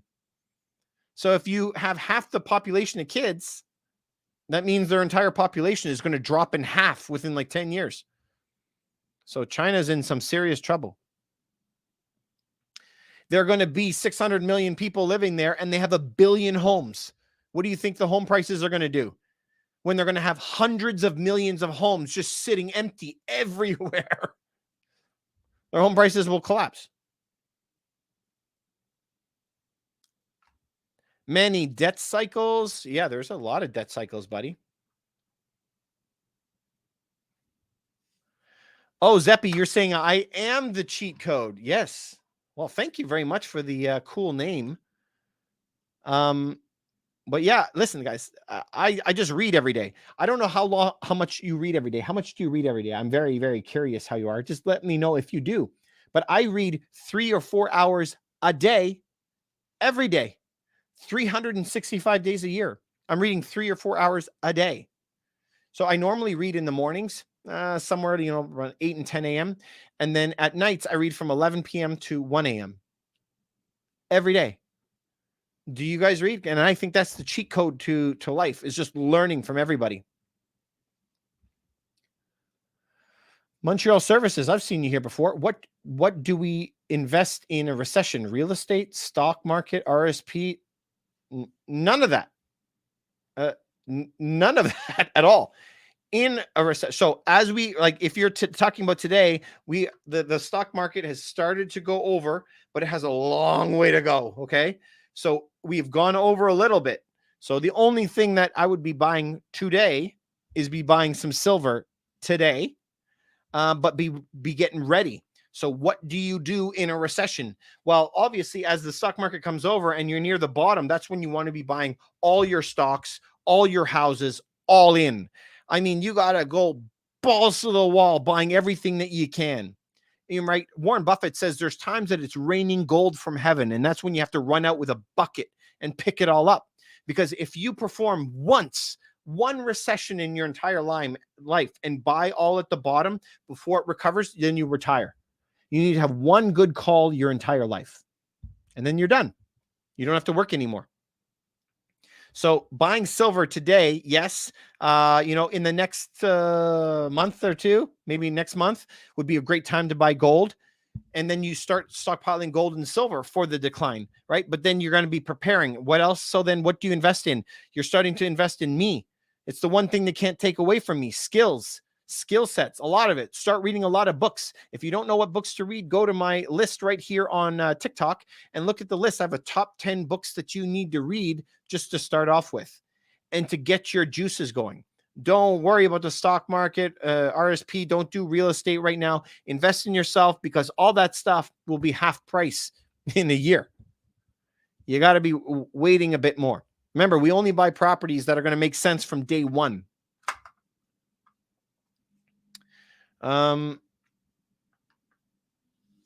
Invest in yourself and invest in businesses. My wife and I have 4 businesses. So, if we can get more, we're going to get more, right? And set up different revenue streams. Start working for yourself. The difference between everybody, I'm going to tell you, this doesn't matter who it is. The difference between anybody who's going to be successful and just a regular schmo is everybody goes to work from 9 to 5. But what do you do from 5 p.m. to midnight? That's going to define who you are. Because everybody has to work 9 to 5. So you're not going to get a special star, gold star, ribbon, nothing for doing that. It's what do you do between 5 o'clock and midnight? That's when you're going to be studying, reading an hour of books, putting in 2-3 hours of extra work, getting an extra business going off the ground. If you are doing that consistently, and the weekends are made for working. If you do that, then you're going to succeed long term. You're not going to succeed doing a 9 to 5er. It's not going to happen. I've never seen anybody, and I've had friends who are millionaires, and I know a couple billionaires, and they have never worked 40 hours in their entire life. But some people don't like to do that. And they just like to do their 9 to 5, punch in, punch out, get their check and go home and relax. And that's cool. We need people like that. That's great. But I'm not built that way. That's why I go a little bit harder. Instamilly, you said you have 15 ounces of silver. Baller. I love it. Luke, you said that's funny. 10-year example. In 10 years, I may be expired. You'll be 69 then. By then, we're going to have some flying airplanes. We're going to have a pill that everyone can take that we're going to live to 100. So I hope you live to be 100. You said, do you agree? Do not gamble. Yeah, we're not gambling. Thing is that not only does everyone and their dog need silver, okay, now they actually pass federal laws all over, all over China, the entire European Union, all the Americas, the states, everybody's putting in solar panels. And if you don't have silver, you got no solar panel. So I think it's awesome. What do you recommend to invest, hold, buy if one currently has $200? I got to stick with what I'm saying right now, man. If I had $200 today, if I had $200 today, what I would probably go do is buy 3 of these. You can go buy 3 1-ounce coins, and the other $100 I would use to buy books. I always say that the greatest investment that you can possibly get is investing in yourself. Start off by reading Rich Dad, Poor Dad. This is to Jay. That's the first book, but here's the thing. A lot of the books that I recommend on my list are actually, you could find the PDFs online for free. And my good buddy, Glenn, who helps us out with all of the video editing. Thank you very much, Glenn and Ray.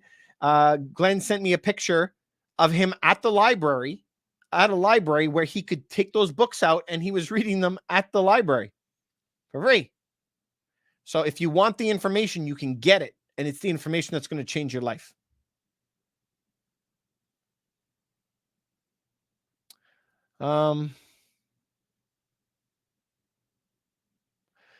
Dimitri, you're saying copper. What's the potential? A lot of great for copper. Listen, I love copper. Copper has been going up and up and up. So that's great, right? Nonstop. We're going to need a lot of copper to electrify everything. And copper is the backbone of all manufacturing. There is no substitute for copper. So the price earlier in the year was bananas and it's come way down, right? But how do you store copper? For me to have $1,000 of copper, it's like hundreds of pounds. You can't go buy the metal. You have to buy a stock. And right now, I'm not really into buying stocks in right now.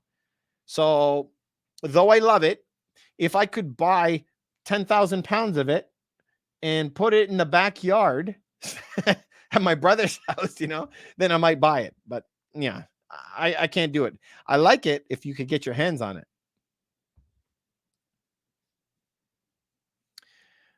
Luke, you said, well, the usage example means that as silver prices increase, so may electric cars. Absolutely. So guys, let me tell you a story. Do you know the Tesla Model 3? The little sedan car? I put my name down for a Tesla Model 3, sent the money in, also put a deposit for my mom to get that car. I thought this is a great deal. It's going to be $39,000 to buy that car. Great deal. But as I waited 1 year, 2 years, finally I get this email and it says, oh, by the way, the model that you had selected for $39,000, prices have gone up. And now for me to get it to my place in Toronto, Canada, it was $95,000.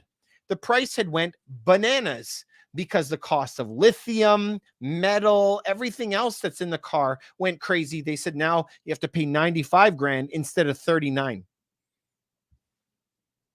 Price went up bananas. And so guess what? A year and a half ago, I put my name down for the Cybertruck because I'm like, maybe that's going to be cool. They already sent me an email saying the prices of everything have gone through the roof. We're going to have to give you another price. We can't let you know what it is right now, but it's going to be big. Okay. So the price of electric vehicles are going to go cuckoo because they don't have enough silver, lithium, copper. There's not enough out there and the costs are huge. What do you think is going to happen now that we are in the middle of a BRICS? BRICS, Brazil, Russia, India, China, and South Africa. All those guys got all of the base metals and everything. They want to make their own reserve currency and pull apart from the rest of the world and have a huge pile of it and not give any of it up. What do you think is going to happen to the price then? So big trouble, man. I think electric cars, the price is going to go way up. Another plus for gold and silver is no management fees. Preach. Absolutely. Silver, gold stocks, crypto, real estate, and stock up on food, water, supplies, just the usual. Yeah.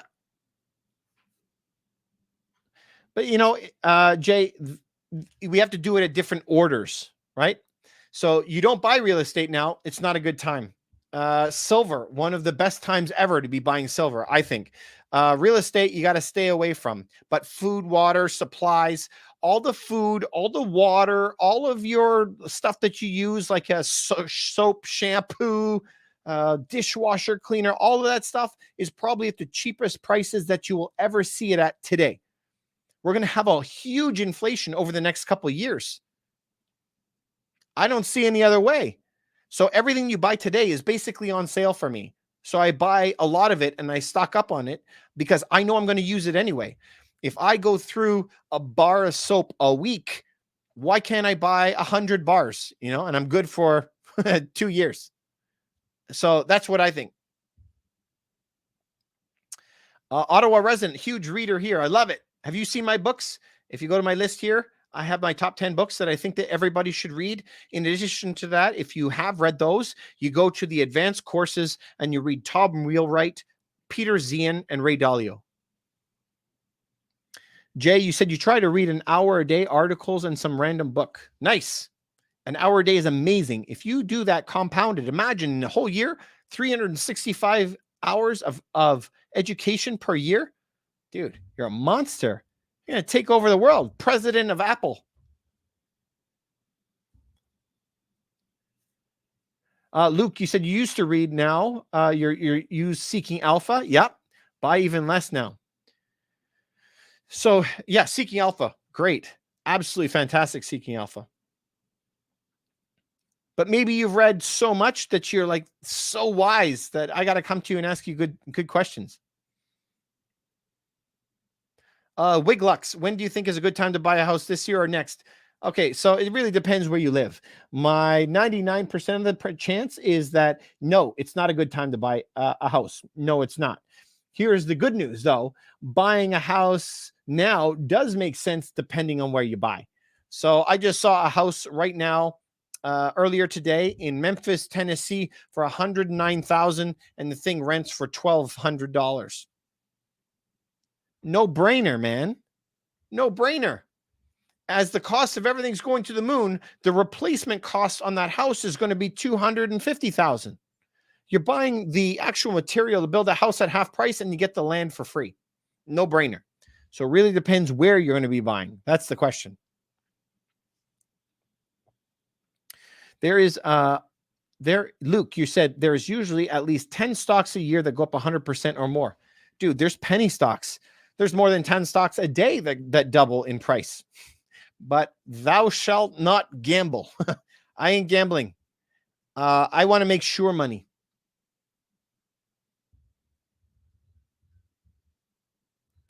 You can wait a long time before buying that one investment. Absolutely. But right, you got to make sure that things make sense right from the get-go. So what does that mean, buying it? It has to make financial sense from the beginning. And so I can always find deals. I'm always finding deals. I'm always buying something.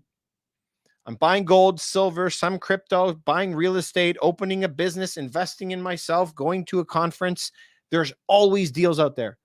There's not just waiting for one deal.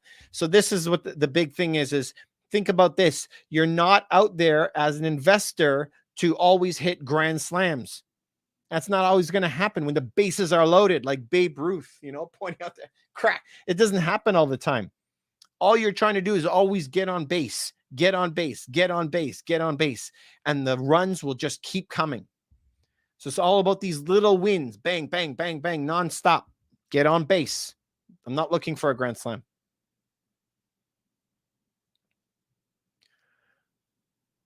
Yeah, Jay, you said you currently buy precious metals today and over the past couple of weeks. It's not precious metals as a whole. It's silver today because it's so cheap. I don't mess with rhodium, palladium, platinum. I don't mess with that. I do gold and silver.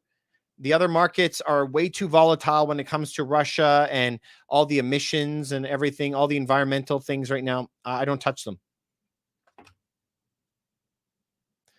Montreal services. Yep.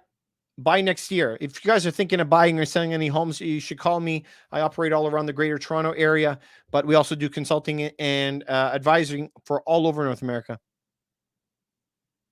Manny, which businesses do you invest in? I've been investing in stocks now 20 8 years or something like that. I bought my first shares, I think, when I was 14 or 15 with my dad. So I invest in stocks all the time. Besides the stocks, though, my wife and I run 4 companies. So the best return on your money is I would much rather invest in ourselves rather than investing in other companies. So we don't buy a lot of shares. We invest in ourselves. Number one, we want more control of it. Of course, we're going to fill up our TFSAs every year. Why not, right? Um, Man, you guys are asking me some good questions. I'm sorry, I just got another batch of 13 of them. Um,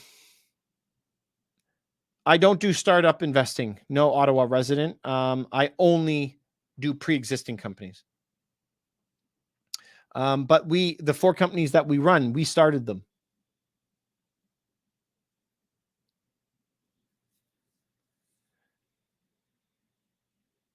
Luke, I never buy my metals from RBC. I don't buy my metals from a bank. Ever. They're not the best prices usually. Listen, if you're going to go out there and you're going to be trying to buy 1 ounce of gold, something like this, you just have to shop around. There's a lot of online vendors there. And if you go to my YouTube link has the company that I've used for 15 years. Manny, who's on here right now, he just went to there and he got some gold. If you appreciate this channel at all, if I give you any value, please use my link. They give me like $5, but they send me a letter saying, thank you so much for your service. So I'd really appreciate it if you use my link, but I use a company called Kitco. This is where I get the gold bars. Been using them for 15 years. I've tested all of their metals and all of it is always accurate. Remember, a lot of metals are fake. You can get a fake one of these for $25. So make sure that you're buying it from a trusted vendor, a big company, not just like some flyby coin shop in a strip mall.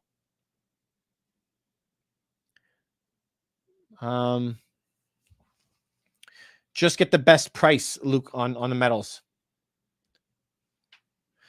Montreal Services, good question. Why do you need silver for solar panels? Maybe there's another alternative. This is why silver is so good, is because it's so conductive. What is the most conductive metal on earth? It's gold, but you can't afford to have a solar panel made out of gold. The solar panels would cost you like $50,000 per, right? So what is the next most conductive metal besides this? Well, we got to go into this. This is the only affordable material for them to use for solar panels is this. Now, they don't have this, has to be very efficient. Electronic vehicles, your cell phones, and solar panels. You need very high efficiency when it comes to that. On your house, you can afford to be a little bit less efficient. So you don't have silver lines in your walls. What do you have? Copper. And so when it comes to the affordability of metals versus the efficiency of their conductiveness, we don't have any other metals. We don't have any other elements on the element charts, unless there's a bunch of asteroids that come down having a new metal. But, that's why this is, I love it, super highly conductive. And for the price and their electronics, they don't have a substitute for it.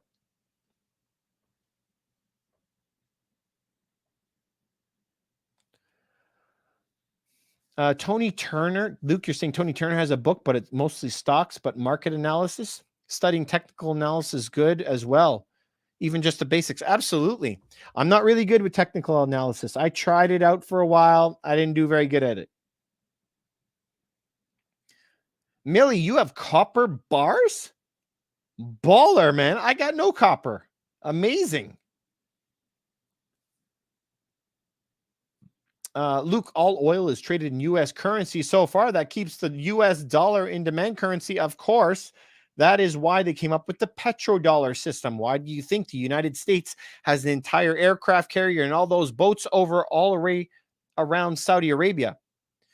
So the U.S. has that entire fleet. They got an aircraft carrier, all those boats guarding Saudi Arabia to guard the petrodollar. That's why they're doing it. They want to make sure the whole world uses US dollars in order to buy oil for the whole world. So that keeps their dollar value very high as the reserve currency. They're not doing it out of the goodness of their hearts. They're doing it out of selfishness. So that is the big threat. Will Saudi Arabia actually change sides and accept Chinese currency for their oil? That would rock everything.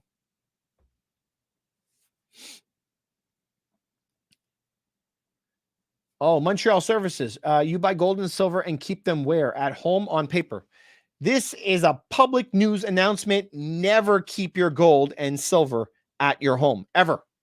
I went and had to do a course on gold and silver. I was filming it for days and preparing it. So this is a course that we're going to be putting up.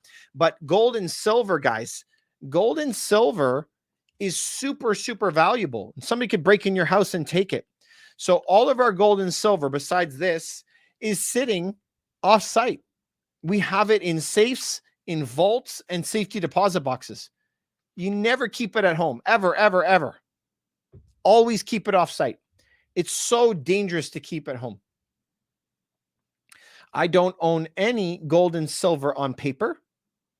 I don't do it, not interested in it. And I also would never keep any gold and silver at your home.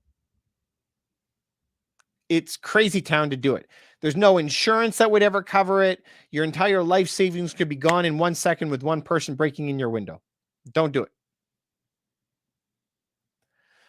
What about cash flow revenue property? Listen, this is a dangerous word. I hate hearing it, Montreal Services, because everyone always says to me about cash flow rental property. The problem with cash flow is there's, from my knowledge, at least 150 ways to measure different types of cash flow. And it doesn't matter who I talk to, everybody always comes up with a new way. There is only one way to measure cash flow, only one, where you include everything. But you don't know what you don't know. So a lot of people, when they're first buying cash flow property, they're not going to be including everything. Do you have a proper vacancy rate? Do you have a proper maintenance rate?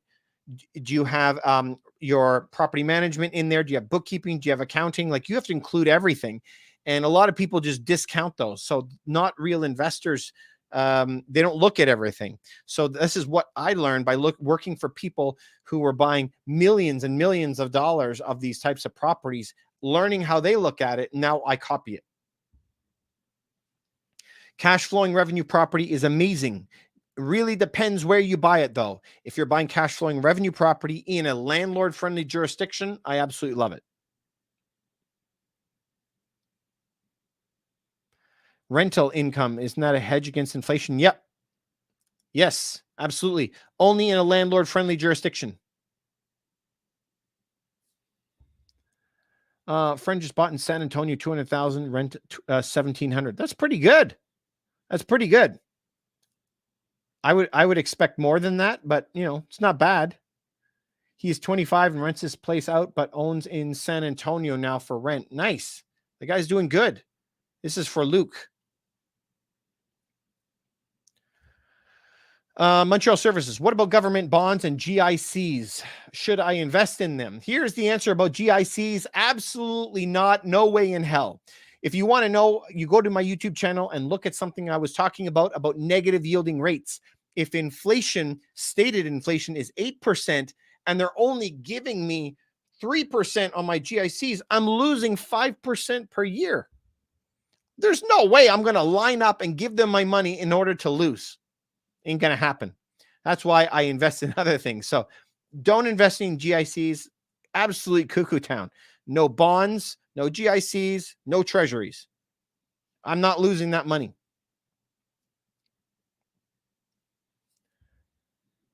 Manny, thanks very much for buying through my link and telling other people. Buy through my link over on Kitco. That's the company I've been using for 15 years. I've gone many times in person. I know half the staff personally. Thank you so much for doing that, man. Appreciate it. Luke, it must be awesome to have a life partner that loves the things that I'm passionate about. I love it. I got to tell you, my wife, her name is Alexis. She is the best thing since sliced bread. I always say that Wonder Woman ain't got shit on her, man. She is the bomb. I don't know. I met her in the first couple of seconds, little heart emojis around her. I don't know. It's like this eternal, like a star-crossed kind of love. I don't know. Love her to bits. She's the best thing ever. Luke, yeah, and choosing the partner is also a huge key to financial success. Totally. If you guys don't have the same principles, the same drive, you're never going to make it. You don't. Here's a problem that I've found in my life is most guys and most girls, when they get married, they have different ideas. So let me tell you, when I was young, most of the girls were marrying guys in hopes that they would change them into what they wanted over time. And a lot of the strife in the marriage was they weren't growing up and becoming the person that the ladies wanted them to be. And so ladies are always marrying in hopes that they will go up to here. And guys end up getting married hoping that they will just stay the same. That's my experience. I don't know. Is that your experience? Guys just always want you just stay the same. I'm happy with the way you are now. You never have to change. And then ladies the other way. Listen, my wife, she's the best. So she went away just recently. Okay. She had to go away for a while and she was gone for like 2 days. The first day I'm laying in bed. I'm like, oh man, this bed is comfy. This huge bed, right? First night party. Next day, I'm like, I don't even have to make my bed. I'm just going to eat whatever I want for breakfast. I'm telling you, within 2 days, my entire life is falling apart. Okay. She's the best thing since sliced bread. Benjamin Graham, security analysis, Manny. Yeah, Benjamin Graham is awesome. The guy's a legend.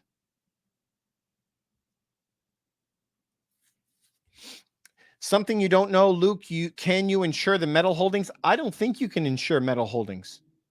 I don't know of anybody that can insure. For sure, your home insurance is not going to cover any metal holdings. So, just on my desk, I have this just to show you guys, but all my metal is sitting, I have it in different places, right? I have it in safety deposit boxes. I have them in vaults in other places and safes in other places.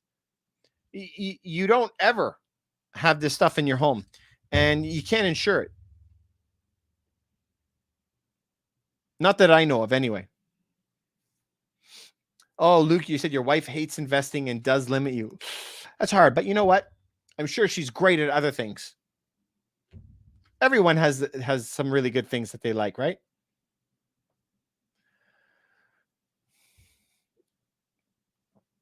Luke, you said you've been able to break through on many things, just not rental income. So buy cash flowing real estate in landlord-friendly jurisdictions. That's the secret. Cash flowing real estate in rental-friendly jurisdictions. So if you're in Canada, maybe you got to look in places like New Brunswick. Maybe you got to buy properties in Alberta. If you're in the States, maybe you got to go to Tennessee, Indiana. You got to go to Florida in North Panhandle. You got to go to other places that are landlord friendly.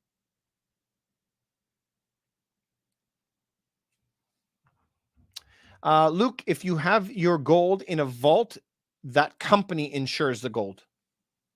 You have to pay a small storage fee. And to vault gold, oh man, it's super cheap.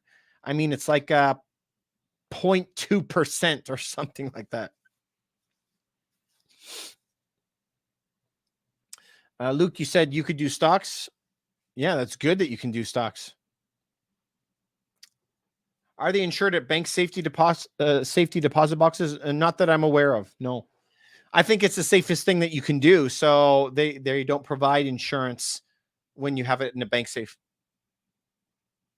Manny, what's the hype about Section 8 homes? Do you guys know what Section 8 homes are? Section 8 homes are in the United States. They're not in Canada. Section 8 homes is where the government is going to guarantee the rent for that property for you to put a low income family in, maybe somebody on welfare or something.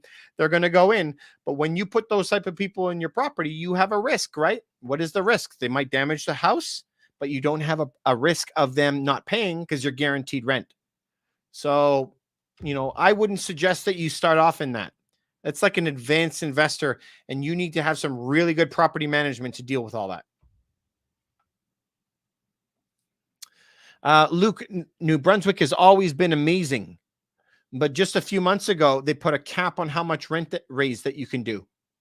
So they're starting to go the other way, but you can still evict somebody for non-payment, and you can evict somebody for damaging your property. Luke, you heard Canada doing Section 8 for Ukrainian refugees? I have no idea about that. I have never heard anything about that. Not saying it's not true. It's very likely it could be true. Montreal Services. Is Toronto a landlord-friendly place to buy? Toronto's one of the worst, bro. Toronto's terrible. Toronto's in the top 3 worst places to buy that's landlord-friendly. Man, listen, Toronto's a great place to live.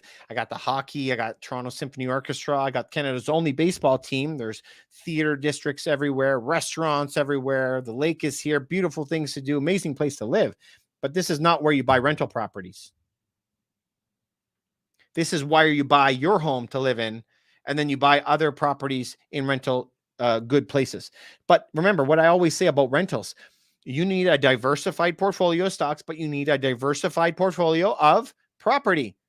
You buy something in a city, you buy something in the suburb, then you go buy some that are cash flowing in landlord friendly jurisdictions. You need a mixed bag, because in the landlord friendly jurisdictions that are cash flowing, those properties don't go up in value. So you need some properties that have appreciation.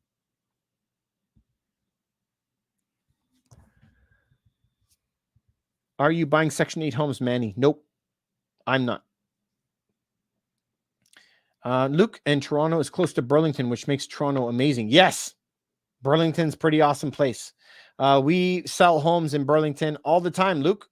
If you're in Burlington, if you guys are thinking of buying and selling any homes, please give me a call. I operate all over the greater Toronto area, but we also go down to like Niagara Falls, a little bit out to Ancaster. But even today, we're selling a home in London, Ontario. We also have one going through in Lethbridge in Alberta. We also have one going through in Quebec. So we got tons of properties in different locations. So if you're looking for us to help you consult or advise you in those ways, you can reach out to us as well. Just DM me here. All right, guys, I've been going forever. I'm gonna lose my voice. This is kind of your last call. I do that every night, right? Last call. Cheers. Let me know if you have any questions. Jeremy on YouTube. Hey, buddy, how are you? Thanks very much for coming back. My YouTube, I haven't been getting a lot of people on YouTube, but on TikTok, it was on fire this week. I think what happened is that the interest rates went up and people just were losing their minds. Like, what the heck is happening? That's what I think.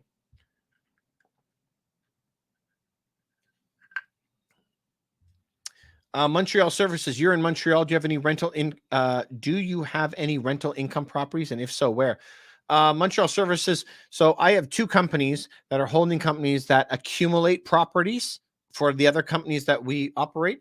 And the one company that we have here is that what we're doing is we have a real estate brokerage and I'm the broker, and we operate all over the greater Toronto area. That's one company. So we have a lot of rental properties.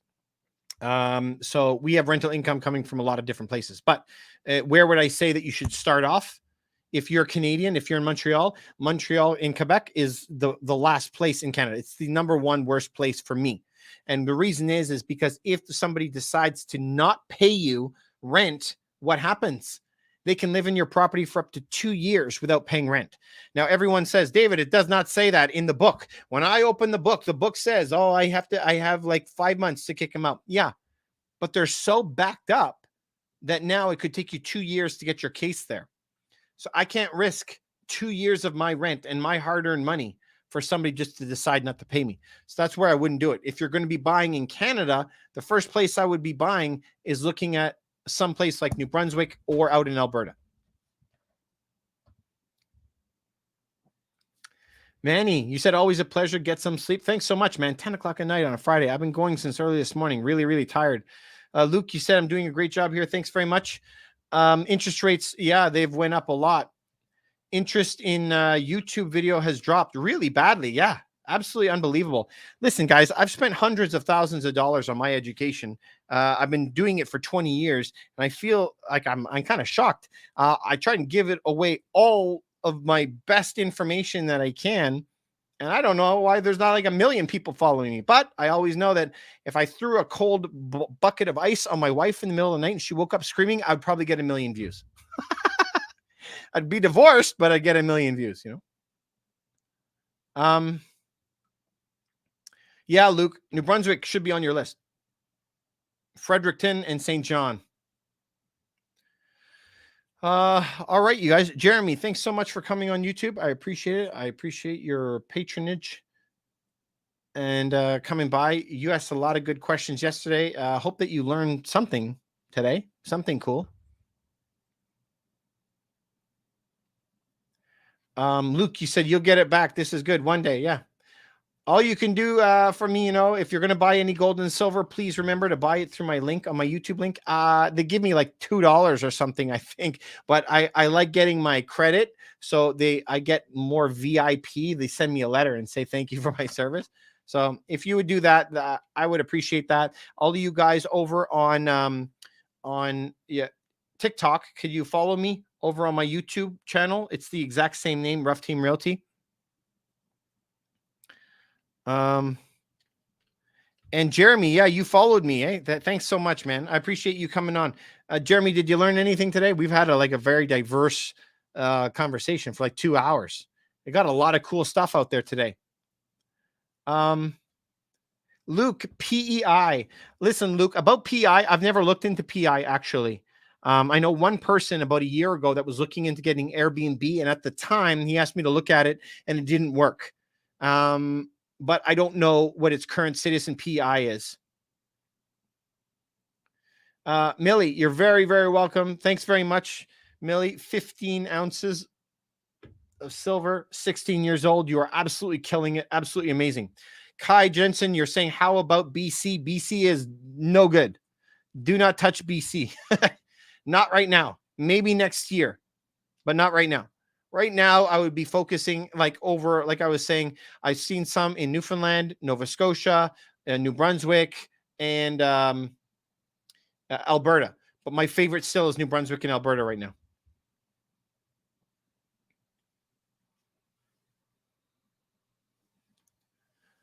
Sam, Calgary investment to rent. Yeah, Calgary is a great place. I love the city. City is great, landlord friendly, but the numbers don't work. I wouldn't be buying in Calgary right now. The prices are way, way too high in Calgary. In fact, through the pandemic, the prices have gone up. Doesn't make any sense. You're going to be underwater on every property. Listen, I look at Calgary all the time. So I wouldn't be buying in Calgary. Not now. There may be a golden opportunity to buy in Calgary. If Sam, if you're thinking about buying in Calgary, I have a whole team that's out on the ground in Alberta that can help you out. Reach out to me, DM me here, and I can help you set up your dream team over in Alberta. We do it all the time. We invest in Alberta. I have a company that's based in Alberta. Montreal Services that keep the quality and not the quantity. You are the only one I've seen so far that answers everyone's questions. I try to. Thank you so much, man. I really try, man. I feel like I'm busting my hump here. That other night, I think you were on that night, man. We had like 70 people on. There's a billion questions. It was so hard to keep up. PI, very tough market. No growth in PI since pandemic. Yeah, for sure. There's been no growth out of PI forever because PI has been a brain drain. I have some friends in Toronto that are from PEI, and as soon as anybody gets to 20 years old or even younger, they're going to go to university in another city and they never come back. So, what's left there is a bunch of seniors, some farmers, and that's about it. Airbnb people. Once you buy a house in PI, it's yours to keep. Yeah. Kai, you said I'm awesome and I'm the man. Thank you very much. Thank you. I appreciate it. Montreal Services, seriously, thank you. Keep up the good work, man. Jeremy, thanks for coming on YouTube. I appreciate it. Thank you guys for coming and keeping me company and asking me good questions. We want you to crush it on your goals. Listen, guys, I got a lot of cool stuff that's coming up every single weekend for months and months and months. And Luke, you're going to be joining my YouTube. Thank you. For months and months and months, I've been filming every single weekend. And I'm now, because we're going to be trying, I got to keep this channel open somehow. So we have a lot of employees that are helping us. We have an entire team. Thanks, Ray, Tessa, Glenn, Alexis, everybody's working on it. We're creating some really longer form courses that people can take on gold and silver, on buying properties, buying cash flowing rentals, how to sell properties. We're going to have a whole bunch of courses, and I'm turning the majority of the courses into books. So you're going to be able to buy the books up on Amazon. We already have the channel built. I have some writers that are working on the book. So I got a lot of cool stuff that's going to be coming up. Stay tuned. I think you're going to be very excited, man. Hope if I gave you any value, guys, please follow me on my channel on YouTube, the exact same name. I know the majority of you do. And if you're going to be going to buy any gold, you could see my links in the trusted links that I use under every one of my YouTube videos. I really appreciate it. I'm always here to give you as much advice as I can. I'm here for your health, wealth, and happiness like I am every single day. I've been trying to come on every day. We are in very, very, very tough times. The economy, the stocks, everything is crashing. So you're going to need as much help through this as possible. So if you have a large home, this is when you got to be thinking of selling your home. If you're in an entry-level home, that's what you got to be sticking with. User 579 over on TikTok. Yes, absolutely. Gold and silver is going to be your anchor, right? Don't ever go crazy on this stuff, guys. What does almost every financial advisor say? Remember, I'm not a financial advisor, but they'll say about 10% of gold and silver. I'm a real estate broker in Toronto, but I've been investing in gold and silver for like 30 years. So I am really good at it. When it comes to stocks, I do have some stocks, but I'm a real estate broker, and my entire companies are built around buying rental real estates and selling your properties for top dollar. So if you're thinking of selling your property anywhere in Ontario, you got to be contacting me. Plus, we do advisory and consulting around North America, Europe, and Australia. Ian Matthews over on YouTube, you just said, Luke here. It's Ian, actually. Just use lukewarm on TikTok. Oh, okay. Hey, Luke. How are you, man? Yep. Large home may sell almost. Sorry. You said large home may sell almost did last summer, but I still need to live somewhere. Still working. Ooh. Luke, you had said that I think that you were 59, right? So this is the thing, is we help people break free of that. Like, you got to be using your equity where you're making the most money. If you're in a large home, it's the biggest price drop, right? So this is why we're seeing a lot of the homes go out. We were just showing a house just yesterday that we're going to be listing soon. If you guys need a 4-bedroom townhouse that is in Toronto, it's going to be off market. We're not putting it on the market yet, but it's going up for sale for 1.2 million. That house was 1.8 million a few months ago, and it's going up for 1.2. The person has to move to another part of the country. So amazing deal if that's what you're interested in. But let me tell you, the home prices drop. We're going to look at that home for 5 kilometers around it. We couldn't find another home in the same price range. Everything else, 3 million, 5 million, 7 million, 12 million. Crazy prices. The expensive stuff is dropping and no one's buying it. But the basic entry-level homes is what they're in. But if you do have a large house, remember, this is key. The prices today are the same prices as it was in August 2021. From August 2021, last fall, the prices went up. And as the prices went up, then they've come back down. They're still only where they were in 2021. You've had all the rise in prices from 1991 all the way till now. And so you could still lock in a lot of profits before there's a bigger chunk that locks down. But the key is you do not sell your home and sit in cash. That is Cocoa for Cocoa Puffs and cuckoo. You got to take that money and put it into some type of cash flowing real estate that's paying you some money. All right. I gave this story yesterday. I know I'm going over, but I'm going to tell you this last thing just to help you. Do you remember I was saying yesterday, there was that guy that lived in San Francisco, $1.5 million home. He sold it for 3 million, 1.5 to 3 million. I think it was. He walked away with 1.5 million in profit. 1.5. Okay. That's for sure. He paid 1.5. He took the 1.5 in cash, bought 10 3-bedroom homes in Memphis, Tennessee. He now makes off of that. And now he owns all 10 homes free and clear, no mortgage. He now makes off of that $14,000 a month in rent. So now he just goes wherever he wants. He goes to Europe. He just lives in hotels, whatever. He's making $14,000 a month. It's hard to spend $14,000 a month, right? So that's what you got to do. That's what you got to do, Ian. Let me go back to you. You gave me some good comments here. You're going back to TikTok as Luke. Yes, 5 bedrooms. Kid essentially gone. That's great, man. Yep. You're in the same market as Ancaster. Same as 2021. Beautiful. Exactly why we didn't move would have lost on cash. Luke, thanks for joining me on YouTube. Now you're there too. So listen, that's what you got to do. If you have a large home, like you're saying right here, 5 bedrooms in Ancaster, for example, it's a high value area that didn't drop as much as some of the areas around it. So, this is the time that you got to be thinking about selling a large property and getting in to some cash flowing real estate or some other opportunities, right? I mean, I hope I'm not outing you. You said in the messages there, but you're 59. I want you to sit back and enjoy the good life. You know what I mean? I want everyone to sit back and enjoy the good life, but especially if you're 59, you said you've been working forever. So I want you to sit back. So just remember, everything is curling over. There's nothing that's going up. So I have several friends that are economists, and I asked them, tell me something. I want to know. Please tell me one thing of why you think the economy is going to go up. Give me one thing that's out there. And nobody can come up with anything.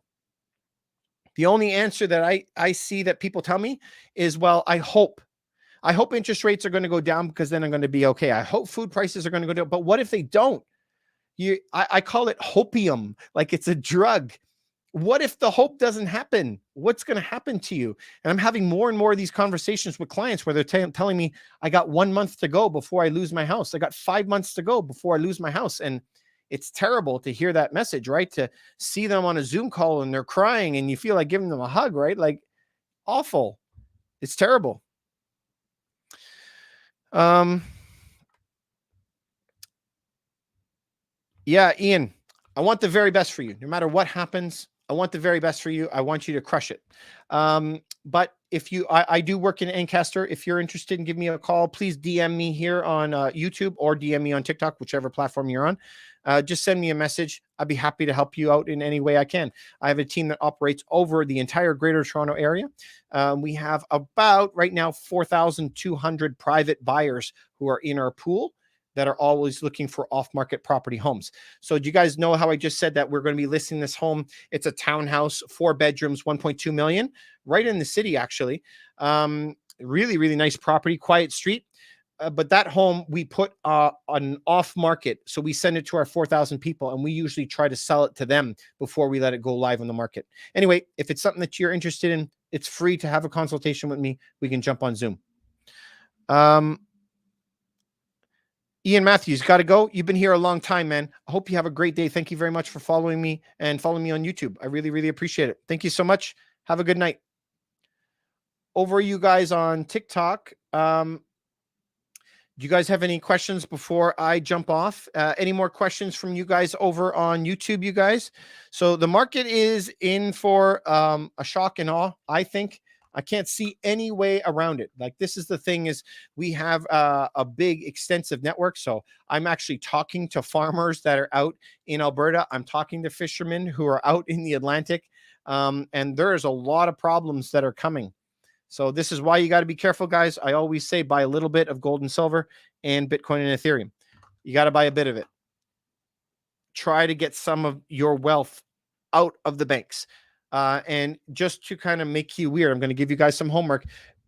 Go check out Canada Bail In.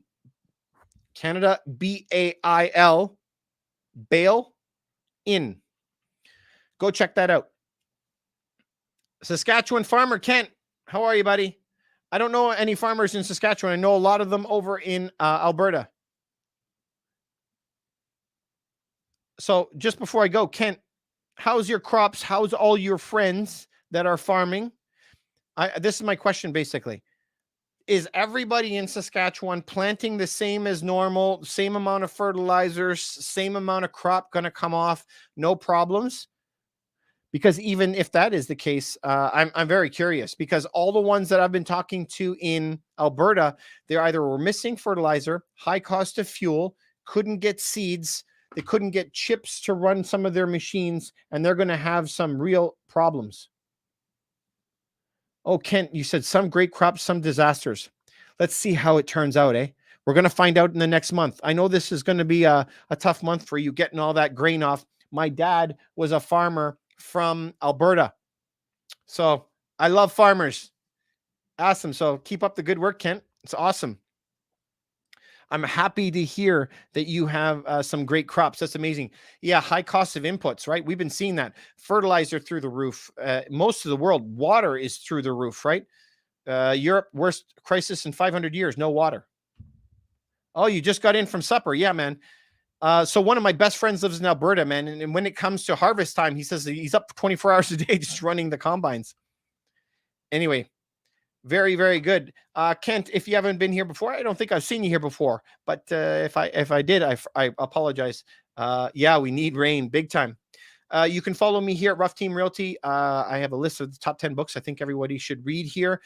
Also, if you can, I go into extensive depths where I go into a lot of depth onto the screen behind me on my YouTube videos where I break down things mathematically, how to get people to retire.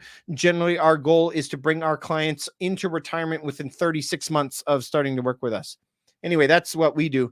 And I run a consulting advertising. We do this all over North America, but I'm mostly a real estate broker in Toronto where we absorb properties for investors, cash flowing real estate, basically. Need to finish the harvest. Absolutely, man. Crazy. It's a tough job. Nobody appreciates farmers. Everybody should be like on their knees thanking farmers. Farmers are like the most unappreciated people out there. My dad was a farmer. It is tough. Nobody understands how tough it is. And for some reason, we have this coordinated attack around the world against farmers somehow. I don't even understand this. It's not even like saying, we don't like one kind of cars, we're going to ban some type of car. It's food. Everyone needs to eat. I don't understand. Crazy. Kent, my hat goes off to you. You're amazing. Keep up the good job. Say hello to everybody in the prairies. My family's from the prairies, and my wife's family is from the prairies. Yeah. Thanks very much, YouTube, for coming on. I really appreciate it, all you guys. Thank you very much for all your messages, all your support. If you guys have any questions on YouTube, please just send me a DM on this channel on TikTok. Please follow me on the DM if there's anything as well. We really appreciate it. Kent, from little old me in Toronto, okay? I love farmers. I have no idea why people don't like eating. Farmers are the best. Farmers forever. You guys are the best. Keep crushing it. You're the best. Have a good night. And, farmers don't do it usually all by themselves. They usually have amazing wives, amazing kids, amazing groups. I have never met a farmer group, like a family or a team, that is not like the nicest people on earth. I don't know. If I could hang out the rest of my life with farmers, I would. Anyway, that's my 2 cents, Kent. You're the best. Have a great night, everybody. All the best. Keep well. Keep crushing it. And I'll talk to you tomorrow. Have a good night, everyone. YouTube, thanks very much for coming on. You guys are the best too. Ian Matthews, thank you very much for all your support. I appreciate it. And Jeremy, thanks for coming on every night too. Hope that we learned a lot together. And, as we go through this terrible time, it's probably going to be one of the worst crashes that we've seen in our lifetimes. We're going to be able to come out on the other side a lot better off. That's our main goal. All right. We'll talk to you soon. Have a good night.